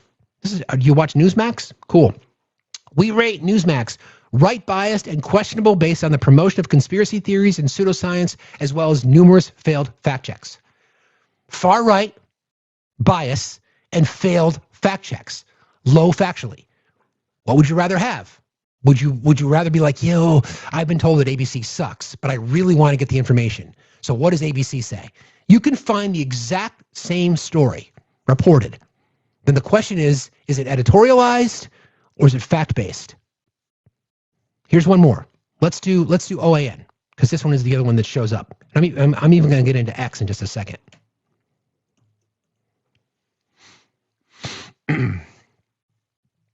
Okay, we rate.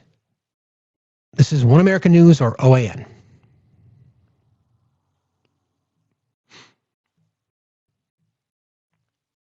Overall, we rate OAN as questionable based on far-right bias, lack of sourcing, promotion of conspiracy theories and propaganda, as well as numerous failed fact checks.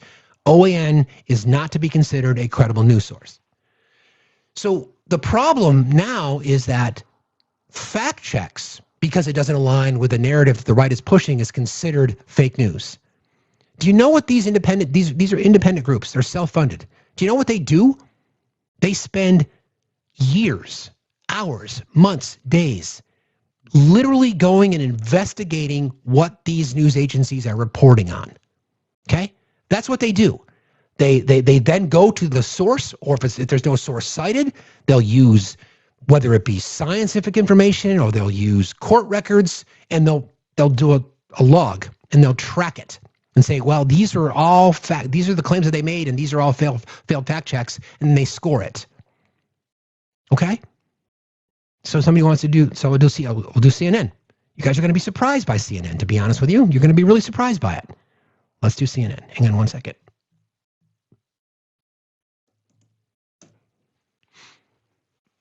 I'd be curious as to what CNN was like a couple years ago before it became right-wing media now. But here's CNN.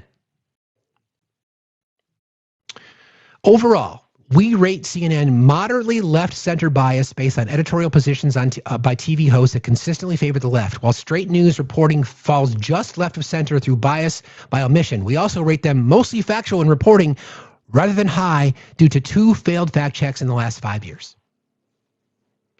So again, running it through the same filter, they're considered a trustworthy organization. They lean left. I don't watch CNN because I don't like their programming.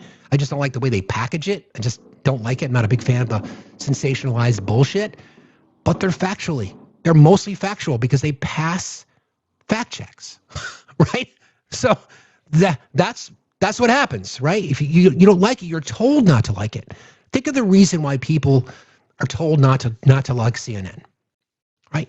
Donald Trump has told you that CNN is fake news because they cover him in a way that they don't want him to be covered, right? Of course they'd say that. It's part of Larry Ellison's merger.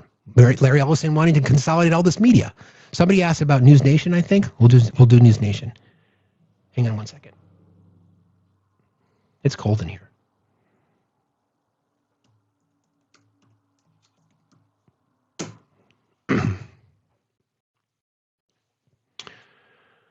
All right, News Nation. Is News Nation the one that has Chris Cuomo? Is that where he is now? I don't know much about him. Overall, we rate News Nation extremely right-biased and questionable based on the promotion of hate and a complete lack of transparency. That's News Nation. So what do we learn just in this little exercise? Actually, let's do X, because I'm just curious about that myself. I haven't looked in a while. And then we can even do Facebook if you want. So it's mediabiasfactcheck.com. Our mods can post it in the chat for you guys if you'd like. Actually, let's use Twitter instead. It may be still listed under Twitter.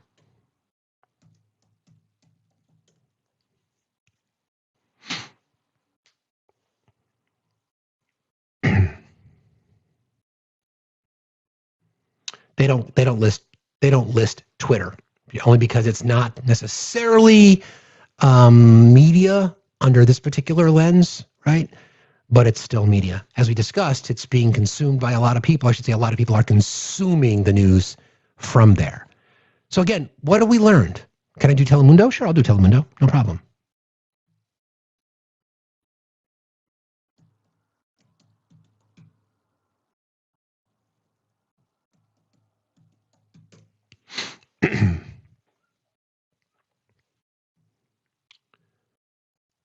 Let's see.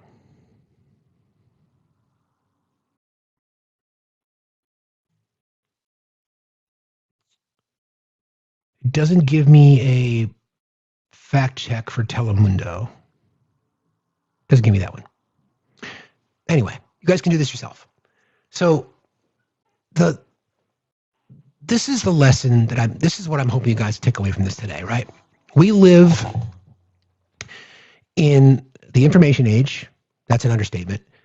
We are surrounded by media that's intended to manipulate our thought, right?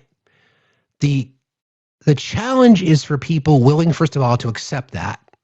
We can certainly pull into our camps, right? And say that, because you're safe within your confirmation bias. Yeah, Telemundo's owned by NBC. You're right. Good call, Francis. You're safe in your Comcast, technically, I guess, right? But same thing anyway. You're safe in your confirmation bias because other people that are in your confirmation bias swimming pool share the same thoughts that you have. So you're safe there. And it becomes easy to be part of something. If you're in that space and you start to suddenly question it, then you become a threat. Like we've talked about before. Our friend Danielle has talked about this. The biggest threat to the cult is not people outside the cult.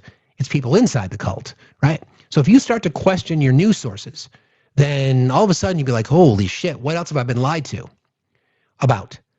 But you should be questioning your news sources. So just a little exercise. Oh, The Guardian? Sure, I'll do that one. Everybody should be willing to challenge what it is that they are seeing and reading. Everybody, across the board. It should not just be just the headline. Look past the headline. I'll give you a little inside baseball. When I find something that's interesting to me, I ask my amazing team, guys, has anybody seen anything other than just this being reported? Has anybody talked about this anywhere? Have we seen anybody else talking about it? And if the answer is no, then we generally don't share it because that means only one group of people is reporting on it. So then similarly, if we find a story that's reported on by numerous news outlets, you know what we do? We fucking dig in. Like we've said to you guys a million times, at least in our little family, we would rather be last and correct than first and wrong, which is why we're very careful about breaking news because we don't want to be involved in spreading misinformation. That's why we do it that way. So The Guardian, somebody asked about The Guardian. And if I share things out of turn, I get kicked in the shins, and my shins are bad. The Guardian. Overall, we rate The Guardian as left-center biased on its story selection, which moderately favors the left. We also now rate them high for factual reporting due to minimal failed fact checks in the last 5 years. Yeah, it's responsible journalism. Right? So I'm going to do Al Jazeera. It's a good question. So again, people want to say that The Guardian is left-leaning. It is, because again, we have biases, but they're factually high. The bias should be irrelevant to you. Don't worry about the bias. Just try to eliminate it when you're looking for your news sources. What you're looking for is do they pass fact checks, and are they considered credible from factual reporting perspective? And The Guardian is. It's one of the higher ranked, as a matter of fact. When you score high from a credibility perspective, that's what you want. Even in the middle, credibility is fine. Then you can challenge it. So what did somebody just ask about? We'll do this one. Oh yeah, Al Jazeera. Is that how you spell it? I think so.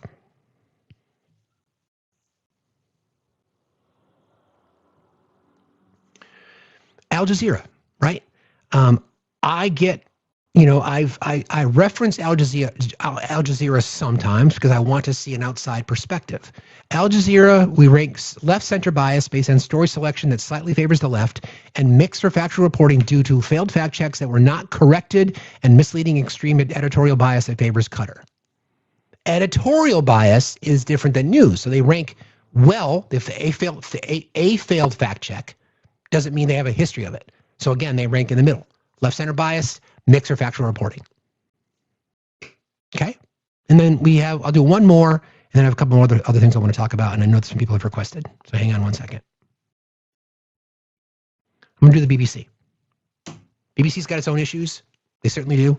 But I'm trying to paint the picture here, right? The BBC. We did Fox. It's not good for people who watch Fox.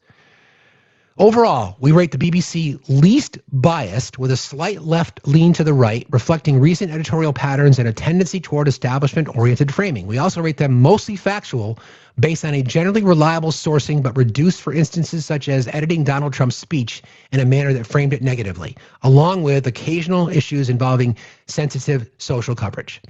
Mostly factual. They lean slightly right. Is that what you want? Right? You're not going to find, again, my advice to you is to challenge everything. Everything. Challenge it all. Find a source that you trust. Ask yourself why you trust it, and then hold that source accountable. Did somebody just ask about Axios? I'll do that one, and then we'll move on to something else. You got Rolling Stone, you got Salon Magazine, you've got the New York Times, you got the Washington Post. You could spend hours doing this, hours, but it's worth it. Find a few that you trust and then use them, right? Yeah, there's no such thing as a perfect score. Overall, we rate Axios just left of center biased on story selection that slightly favors the left. They are very high for factual reporting due to proper sourcing and zero failed fact checks. So if you want a reputable source, Axios is a really good one. Really good one. Why would people be afraid? True Social, right? Why would people be afraid of getting the truth? So when I always do this, I don't know if you guys have noticed this, but whenever I'm reading something, if it's a summary of something, I always cite the source where it came from. I'm not going to provide information that I can't back up. My credibility means a lot to me. You guys have put a lot of faith into our team to try to be credible. So that's our goal every single day. The website we're using is mediabiasfactcheck.com. Okay. Got a few folks that have requested. Thank you for letting me take you through that, guys. I hope you found it interesting. There's a lot to it. Media literacy is an ongoing battle that we have to fight every single day. The earlier we get out ahead of it, the better off we'll be. Good morning, friend. How are you today? Good morning. Buongiorno tutti. Hello. Interesting, because all these things, I really want to know. And I was speaking with a retired English teacher. Thank you for teaching. Thank you for your work. In the comments, thank you. Steve, what grade? I think it was like 8th grade. This is why I can't. I'm beyond this. We're taught to read between the lines. We're taught to cite the source when you write research papers. Sure. what happened to these people? Did they not graduate high school? And that's why it's like, I don't ever want to like shame someone for their education because college doesn't make you. Case in point, my cousin's a professor. He's dumber than a box of rocks. Sorry, but no common sense, whatever. Anyway, but I don't want to shame people for their mental or for their education level. Not at all. The smartest person can, be whatever. It doesn't matter. But in this case, when you're, like I listen to obviously Dana Parker's lives and stuff, whatever, and they'll say, cite the source. They'll say, Google. Google is not a right. Correct. Like I just lost brain matter listening to this. Oh my God. Like I'm serious, you guys. But in terms of national, international media, that's great because I had no idea. Like Axios, I'm learning things every day. Like totally. Be careful of your local media too. And I always talk about PA, Ohio, because I'm going through my stuff, whatever. But when I lived in Northeast Ohio, particularly Cleveland, Cleveland.com, the plain dealer, is a thing. Yeah. And I'll tell you, when I came back to Pittsburgh, the plain dealer, Cleveland.com, makes the Post-Gazette look like the Wall Street Journal or the Washington. I'm telling you, it's night and day. Like Cleveland.com, they'll say, run to Walmart for this on sale Stanley Cup. Meanwhile, the Post-Gazette is talking about world affairs. So Northeast Ohio, and I don't, I'm biased with it because what happened to me, but it's not good. It's really not. Just be aware. And I thank you for doing all this. This is really informational. This is really great. So, and by the way, it's my. And I'm loving the blue too. The blue looks great. It looks great. So yeah, the blue looks great. Thank you, friend. Thank you. I appreciate you being here. Have a good day. Be safe out there. Everybody, keep on. You too. As a Gen Xer, right? I mean, we used to have to get blue books. Anybody who remembers back in their college days, like your blue book, right? That's where you did your work. You had to cite your sources. I again am advantaged being raised by the smartest person I've ever known, my mom. She was diligent about this shit. She was like, "What? What are you talking about?" I feel like I got an advantage early, and it's just something that's carried over in my life. This shit matters to me, right? Exactly. Blue Book nightmares, no doubt about it. If you know, you know. Right? Exactly. So people, this is important to me because there's going to be life after Trump, right? There's going to be a society that exists after Trump. My concern is about people's distrust for the media for the wrong reasons, right? When you have the president literally diminishing reporters, women, calling them stupid, telling them to be quiet, piggy, or you're the worst, that creates a perception 77 million Americans have that the media cannot be trusted. Okay? That's a problem. That's a real problem. I am not suggesting in any way that you put your faith in the media. What I'm suggesting is find out what it is that they're talking about, right? And then go through the process of being diligent. If you're in this for immediate gratification, then you're likely to be propagandized. If you are in this to understand the truth, to me, it's never been about winning. I don't give a fuck. I'm not in these conversations to win debates. I don't do it that way. It's why I don't debate people, because first of all, as somebody who did debate club in high school and college, what we do here is not debate. This is just shouting at each other. I tend to look at it, would you like to argue or do you want to learn something? If you want to argue, I'm not interested. If you want to learn something, let's sit down and have the conversation. I'll spend all fucking day doing that. All day. Spend some time. Somebody asked me the question, do I use AI? It's funny because I have a love-hate relationship with AI. I'm glad you asked. Because of the work that I do, AI can supplant some of the work that I do. I'm a writer. I write for a living. I write all kinds of shit. So it could certainly supplant the things that I do. I use AI oftentimes to compare. Like I might ask AI to say, let me give you an example. Can't even think of one off the top of my head. I might just ask AI's opinion about something, for example. right? I've done that in the past. Like, what is AI's opinion? Or I might ask AI to, just to write a joke or whatever. There are lots of benefits to it. I can certainly see benefits. My concern is that people become dependent on it. My daughter and I had a long conversation about this recently, as a matter of fact, about the prevalence of AI. And I'm humbly speaking, and I'll be biased, but sure, my daughter's an incredible writer. She's a really, really good writer, and I know it's her because I can hear her voice when she writes. The supplementals she had to submit to college, they're incredible. She knows there are people in her grade that are using AI to do their work. I'm like, how do you feel about that? We had this long conversation about it, and she's like, I don't understand the point. It doesn't write for you. It just writes what you ask it to write. And I'm like, that's exactly it. It's exactly it. I could certainly just use AI and could do my work and I could bill my clients. I wouldn't feel right about that, first of all, and it wouldn't be me. It would just be what I tell AI to produce. It wouldn't have character. It wouldn't have any personality.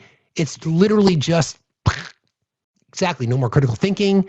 So I worry about people's dependency on it. Is it a tool? Sure. It could be a tool. Sure. If you need information on something really quickly, it's good for research. I've used it for research. Sure. It helps compile a lot of stuff, put things together. One of the things that I like about it is it does cite sources. So if I use it, I might say, I got 65 different things here. What does AI say about this? And then it consolidates. Then, of course, I go through the diligence of fact checking it to make sure it's accurate. It works for me.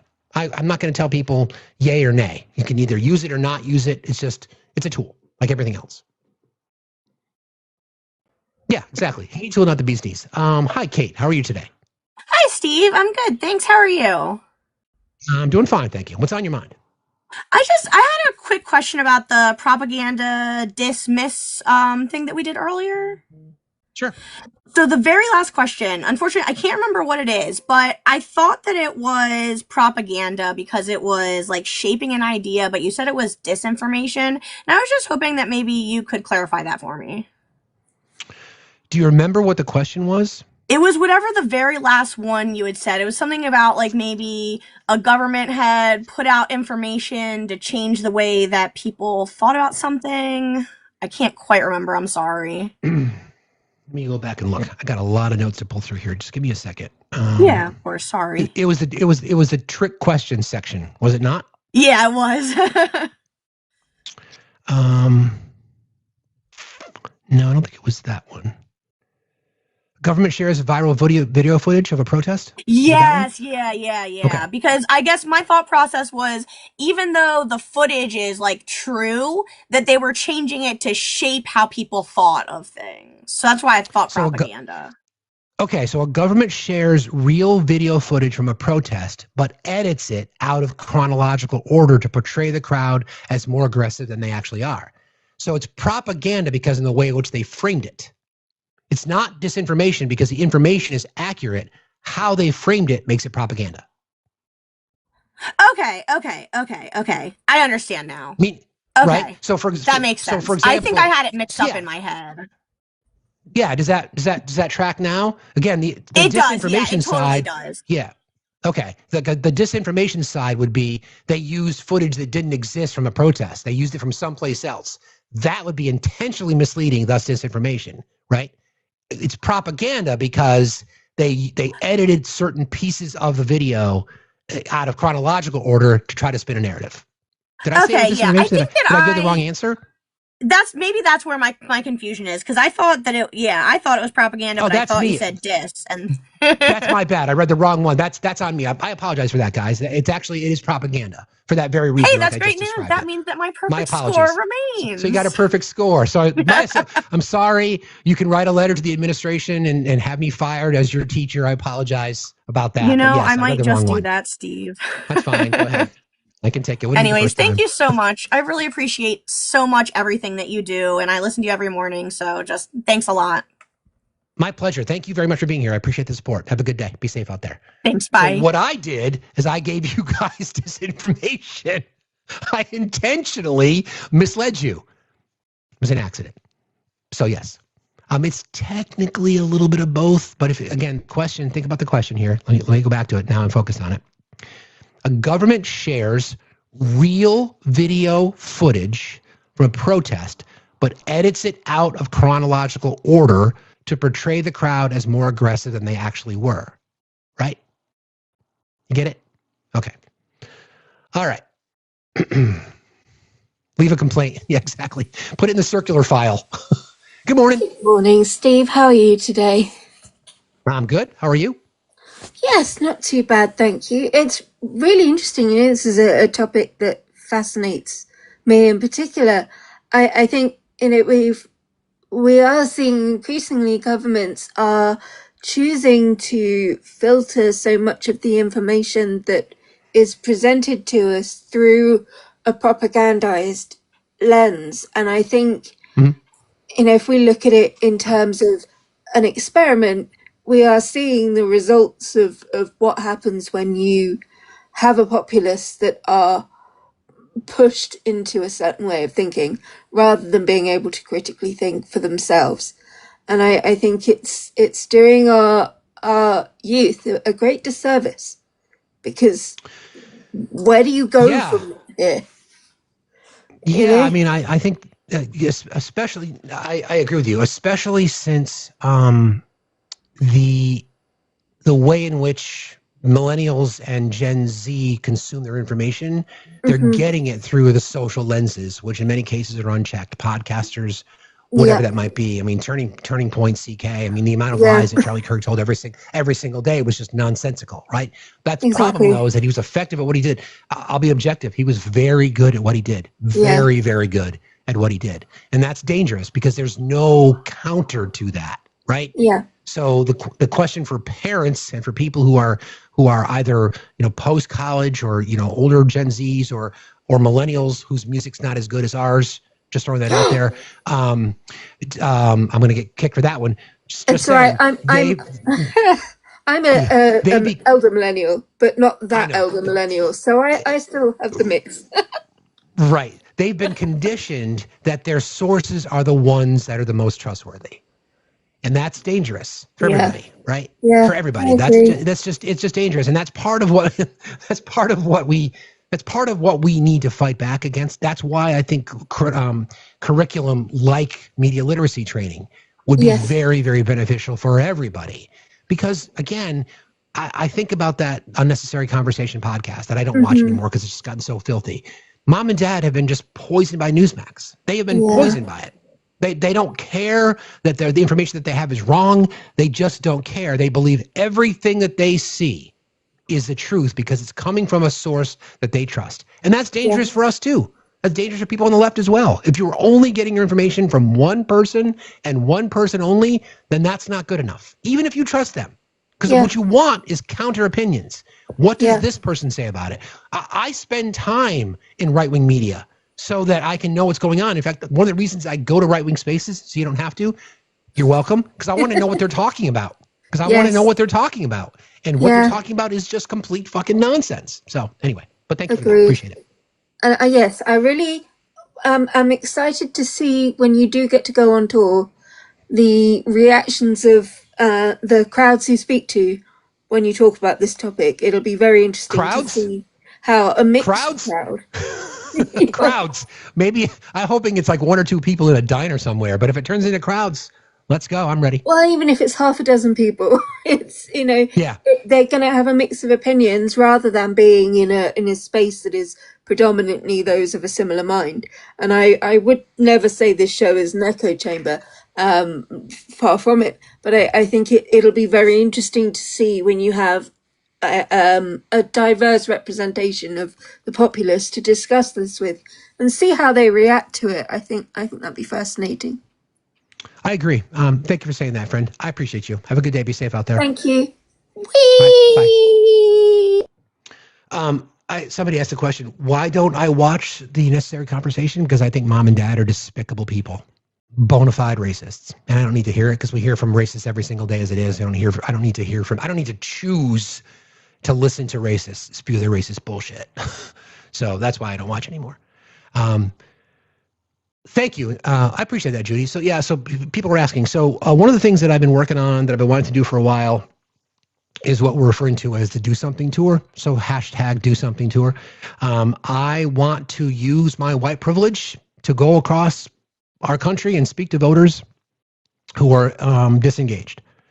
I look at the electorate as, for the most part, uninformed, and a lot of it has to do with what we talk about here, about media literacy or lack thereof. People are tribal.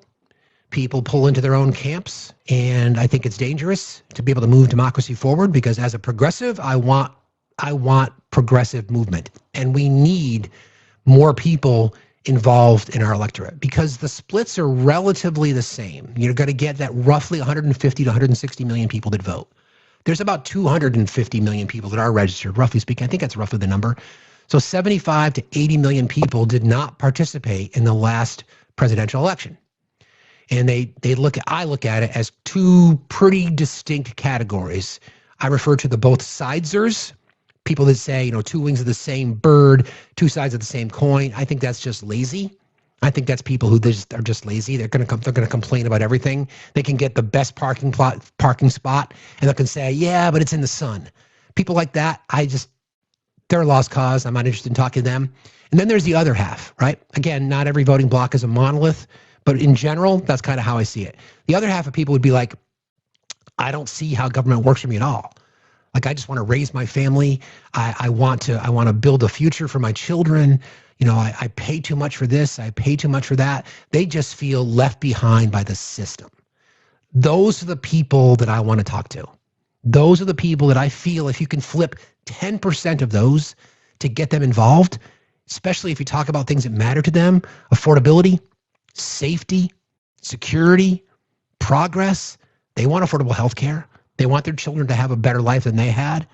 They want their daughters' rights to their body protected. They want marginalized communities to be supported. They don't like this crazy immigration policy. They're concerned about safety and security and criminal justice. We all are. We're all concerned about those things. Those are gettable voters, but they don't feel like anybody's talking to them. Democrats don't talk to voters. They talk at voters. I want to talk to voters. I want to talk to people to find out. Again, I've been told I'm a pretty good listener, and that's kind of the whole point. I want to break this down to say I want to use my privilege as a Gen X white dude and to go and talk to people. Like, I feel like I could assimilate to a lot of communities. I want to fucking use it. I'm not getting any younger, so this is my purpose, and I want to make this happen, and I will. And there's a lot of people in our community, both inside our tight family and outside our tight family, they're going to make this possible, and it's going to happen. It's going to happen. It's likely going to be in the spring. Might start small, might start, locally. There's pockets of Maine that I'm going to head to, like in the down east, they call it, in the potato country in Maine, to help flip that election. That's where I'm going to start, most likely. Mama, how are you this morning? Mama, are you there? Hey, yes, good morning. How are you? Listen, I fall into that category. I'm from the Caribbean, and I've seen my people during the election. I've seen them talk about, oh, it's not my fight. This is not my fight. And while they come here, they make a home for themselves. They have family, and they have girls, they have boys, and yet they still say it wasn't their fight. So I agree with you. I'm going to be pursuing those people in my community. I'm going to try and convince them that this is the right thing to do. And I think they have seen that this is the right thing to do. They have seen it, they have felt it, and they're sorry for how they voted or not voted. So I'm going to be working on that end of it for my community. I appreciate you saying that. I mean, we all can do it. It's not just me. We can all remind people, and I don't want it to be a political party issue. I want it to be something that matters to people. Like, do you care about healthcare? If you do, how would you solve it? And let's talk about the people who are truly out there to defend it for you. Do you feel like work should be respected? Should we be raising the federal minimum wage? Which party is doing that? That's kind of how you turn the conversation from this, red, blue, RD, Democrat, Republican. So, but so I'm gonna search in my Rolodex again and pull them out. And I'm gonna have serious talks with people. All right. Okay. I All right. appreciate you Thank you, very much for Stephen. being You here. have a Thanks a great lot. day. Bye. Same to you. See you later. It's what it's going to take all of us, guys. I mean, I don't say do something at the end of the show just because it's words. I mean, it fucking matters. It matters. We have an opportunity right now. There's reporting from that the retirements from the Republican Party, like a mass exodus. Here's an example of confirmation bias and propaganda. Democrats, every single cycle, people from both parties retire. The difference is, sure, the left is not talking about Democrats retiring because they're not retiring midterm.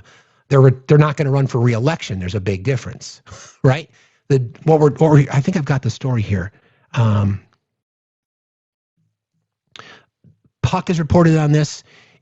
Serving in the House, even when your party controls the chamber, the Senate, and the Oval Office, just ain't what it used to be. The 119th Congress has been divided and demoralized and is on track to be the least productive in recent memory. Now, frustrated GOP members are running for the exits before things get worse. House Republicans got everything they could have asked for in 2024, not just a powerful, albeit small majority in their own chamber, but also controlled the Senate and the presidency and the court. Still, that governing trifecta has been less productive and more acrimonious than anyone had ever hoped. The electoral high has long since worn off, replaced by stalled legislation, a capricious and vindictive White House, and the possibility of a midterm beating that could relegate them to the minority. These days, many House Republicans are wondering if their future includes another term in Congress at all. In fact, multiple Republican lawmakers and aides have told Puck that an exodus of House Republicans is likely in the coming weeks. One estimate puts the number as high as 20 new announcements, with most retirements expected from members in safe Republican seats and thus unlikely to imperil the majority. Although you never know. 23 of the 39 House members who have already announced plans to retire or run for other offices are Republican, on track to easily surpass the number of exits during the last Congress when 21 Republicans were among the 45 who left at the end of their term. So I know, believe it when I see it, right? Again, the difference is, from a reporting perspective, is that Democrats who said they're going to retire are going to not run for re-election, meaning they're going to run out their term. These people are saying, I'm fucking done. So the reporting is this could come as soon as the turn of the calendar year. Many of them, depending on the date, I think it's January 5th, depending on how long you've served. Once you get past that particular date, you become eligible for your pension. So there'll be a timing issue there. But that's an example of how the left is not talking about Democrats retiring. Again, they should, but it's different because they're not retiring midterm. They're retiring at the end, thus not running for re-election. So we'll see, right? We'll see. So the point being is that the tea leaves are on the wall for the Republicans. They're woefully unpopular. They don't have solutions for anything. The past two consecutive Congresses, the 118th and the 119th, both of which Mike Johnson was the speaker, are the least effective Congresses that we've ever had, arguably. And they have the White House and the Senate. So, this is what happens. And people on the right are like, I'm fucking done. They want to get out so they don't have to be connected to Donald Trump. Least productive, exactly. They have no fucking clue. They have no clue how to legislate. They don't want to legislate. They can't solve the healthcare problem. They don't want to take blame for it. So they're gonna run now. They're gonna run now. They're gonna go write books. They're gonna get guest spots on talking head shows. They're gonna create their own podcast, thus building a larger ecosphere with more misinformation and disinformation. So the possibility is that Hakeem Jeffries, I hope there's a vote, because I don't know. Hakeem Jeffries needs to do better, in my mind. I don't like his capitulation. I don't like his bullshit rhetoric. I don't like the fact he takes AIPAC money. It bothers me. It really bothers me. But I want the democratic process to happen. If he gets the votes, he's the speaker. That's how it works. There's a strong possibility. More, I'm not going to say it's 50-50. I think it's a very strong possibility that the Democrats could take the majority even before the midterms. Wouldn't that be wild? All right. Is there anybody else in the box? I don't. Okay. Just to kind of summarize, guys, this was a lot today, so I appreciate you letting me take you down this road. This whole thing started with my desire to recreate. Again, I'll say this. I started the show with this. If you really want a progressive approach to public education, ask our friend Sam. She's got it figured out. She's got it figured out. Former classroom teacher, now homeschool parent, farmer. She's got it figured out.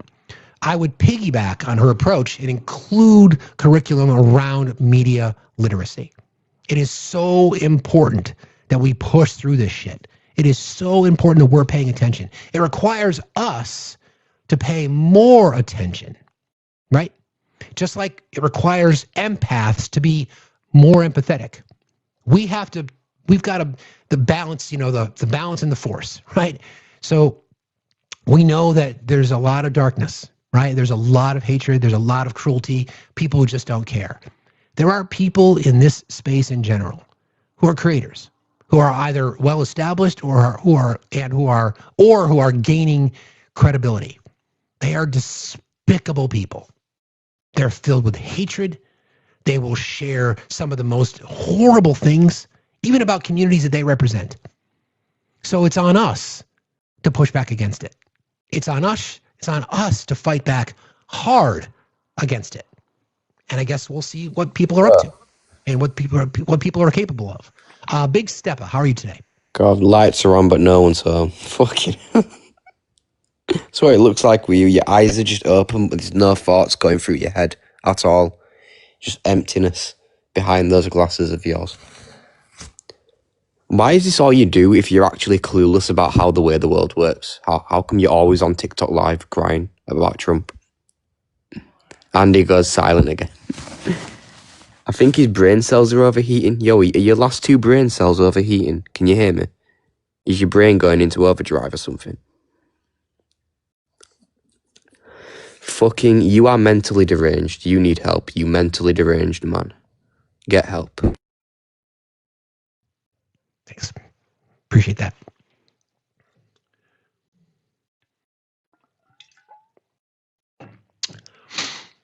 Isn't it interesting that we were just talking about how people are just despicable?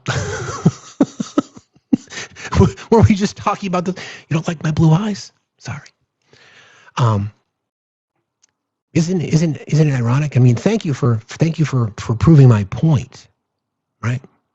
Thank you for proving my point. I appreciate that. Oh, I know he was talking about me. I did summon him, didn't I? I know exactly. Right on cue. Right on cue.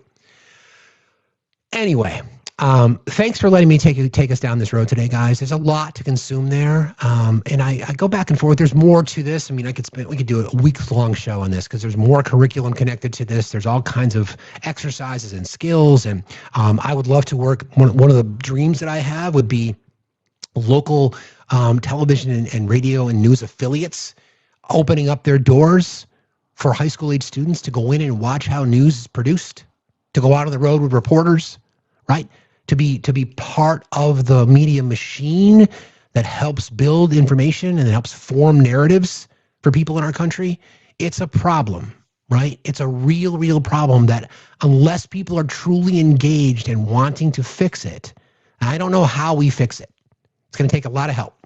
If you like what we did today, want to support it, best way to do that is to crowdfund through Cash App, PayPal, Venmo. I appreciate you guys. Everything is at Factsstillmatter. Just another plug. Again, we are streaming on YouTube and on Twitch. If you've not yet subscribed over there, please consider subscribing. We would really appreciate that. Don't forget, there's merch in the merch store. You guys can go there at factsstillmatter.site or FactsHQ. You can find the link in the link tree in my bio. Who are we going to raid? Who's out there? Who are we going to raid today? Let me just check in with my amazing team.